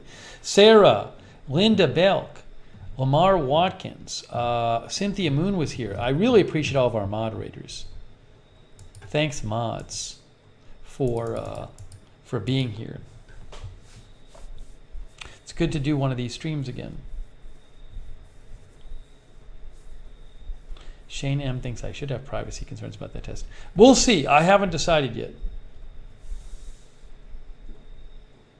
Oh, One Way Street says, I sent you a donation, sent you money before you left to get a show and tell item. You said to remind you it's on with COVID. I understand. Maybe I have something I can show from when I was in LA. Do I have something? I mean, I did show One Way Street. I did show the Raising Cane's chicken fingers on the air, didn't I? Did I not? I showed a picture of them and I discussed them. So, in theory, oh, the Cane's works. You did see that, right? One Way Street. That's probably the good one, because we did a discussion of that. That was a purchase. Thank you, One Way Street. So basically, you bought my Cane's for me. It's very nice of you. It was delightful. What did I take when I had COVID? I just took some, stuff for the symptoms, some cough medicine, and some stuff for my sore throat, like Tylenol or ibuprofen, that kind of thing. Oh, Rita dozed off. Hey, thanks, Rita. We missed you, Rita. I wonder why you dozed off, Rita. How could you doze off when I spent 45 minutes talking about mechanical keyboards? That doesn't make any sense. Thanks, Rita. Thanks, Leonette. Thanks, Leonette. I appreciate that. Thanks for the hot dog sticker. So when we have packages to open up, Sean's spices, Sean's hot sauces, I should be picking up shortly. All this stuff to do. In a few weeks, maybe we'll have a couch downstairs. We can do a stream from the couch. But sadly, I have to now do chapters, which is awful. And it's been weeks, but I have to do them now. Rita's been struggling with allergies. Feel better. Yeah, as Sean says, the hot sauces are a whole thing itself. Let me thank... Linda just woke up again. Wow. No one ever falls asleep on these streams. Strangely, the night that I've talked about mechanical keyboards, multiple viewers fell asleep. Let me thank our viewers. Jess C., Linda Gordon, Sean TV, BZ, Rita, Sonic, Cherry Cola, Rachel Rizal, Eve Lear, One Way Street, Donna Lee, Ursula Blackwind, MJ, thank you, MJ, and thanks for your support, MJ, earlier. That was really nice of you. K Body, Vicky Freeman, Kendra, Tammy Lance, Patty, Callie Voltaire. Thank you, Callie Voltaire, again. Sean says if you had a mechanical keyboard that made loud noises, they couldn't fall asleep. Roxanne Betke. Low Flyer.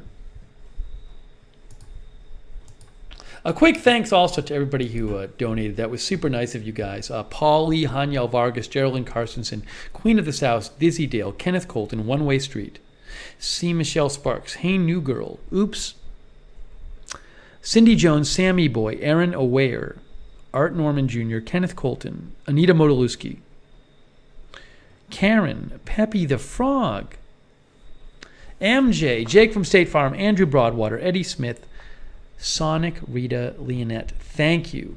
Thank you so much. Kariba Guyan was here. Good seeing you. I do need to cut my hair soon as well. Clark Smith is in Riyadh, Saudi Arabia. Headed to work. Hey, great seeing you, Clark Smith. Rosemary Randolph, thanks for watching. JANP fell asleep earlier this evening. Good to see JANP. Linda Gordon, Marleno Martirano. It's chapters time, folks.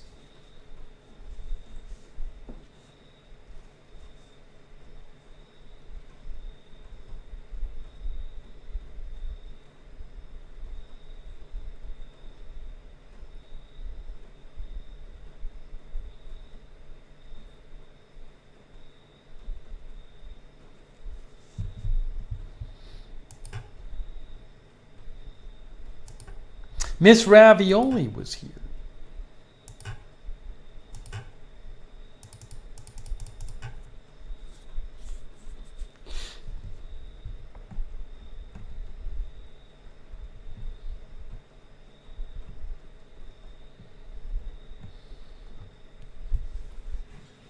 Hey, if there's big news, tonight will come on the air if I am awake. What does the chapters mean? Oh my. Rachel Rizal, how do you not know what chapters means? We've discussed this like 20 times. How do you not know? I just don't understand.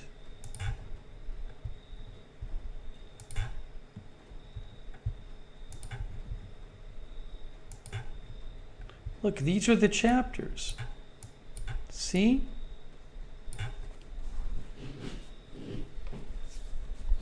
T Love Me, thanks for watching. Ursula Anderson, thanks for watching. Clickable links to the different parts of the video.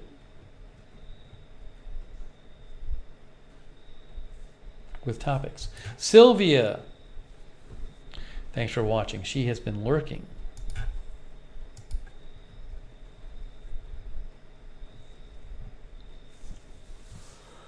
All right, guys, it is time. I really appreciate you joining me for this live stream here on Lookner channel. More streams coming up. We are back in town, but I gotta go. It's almost 1 a.m. Time to do chapters. All right, that is it, guys. Thank you so much, everybody. Thanks, everybody, for lurking. Thanks for watching. Thanks for chatting. Thank you again, moderators. Lamar Watkins, Sarah, Linda Belk, Cynthia Moon. So kind of you. Thank you so much. Jasmine Nav, thanks for watching. J Projects, thanks for watching. But it is time to wrap this up.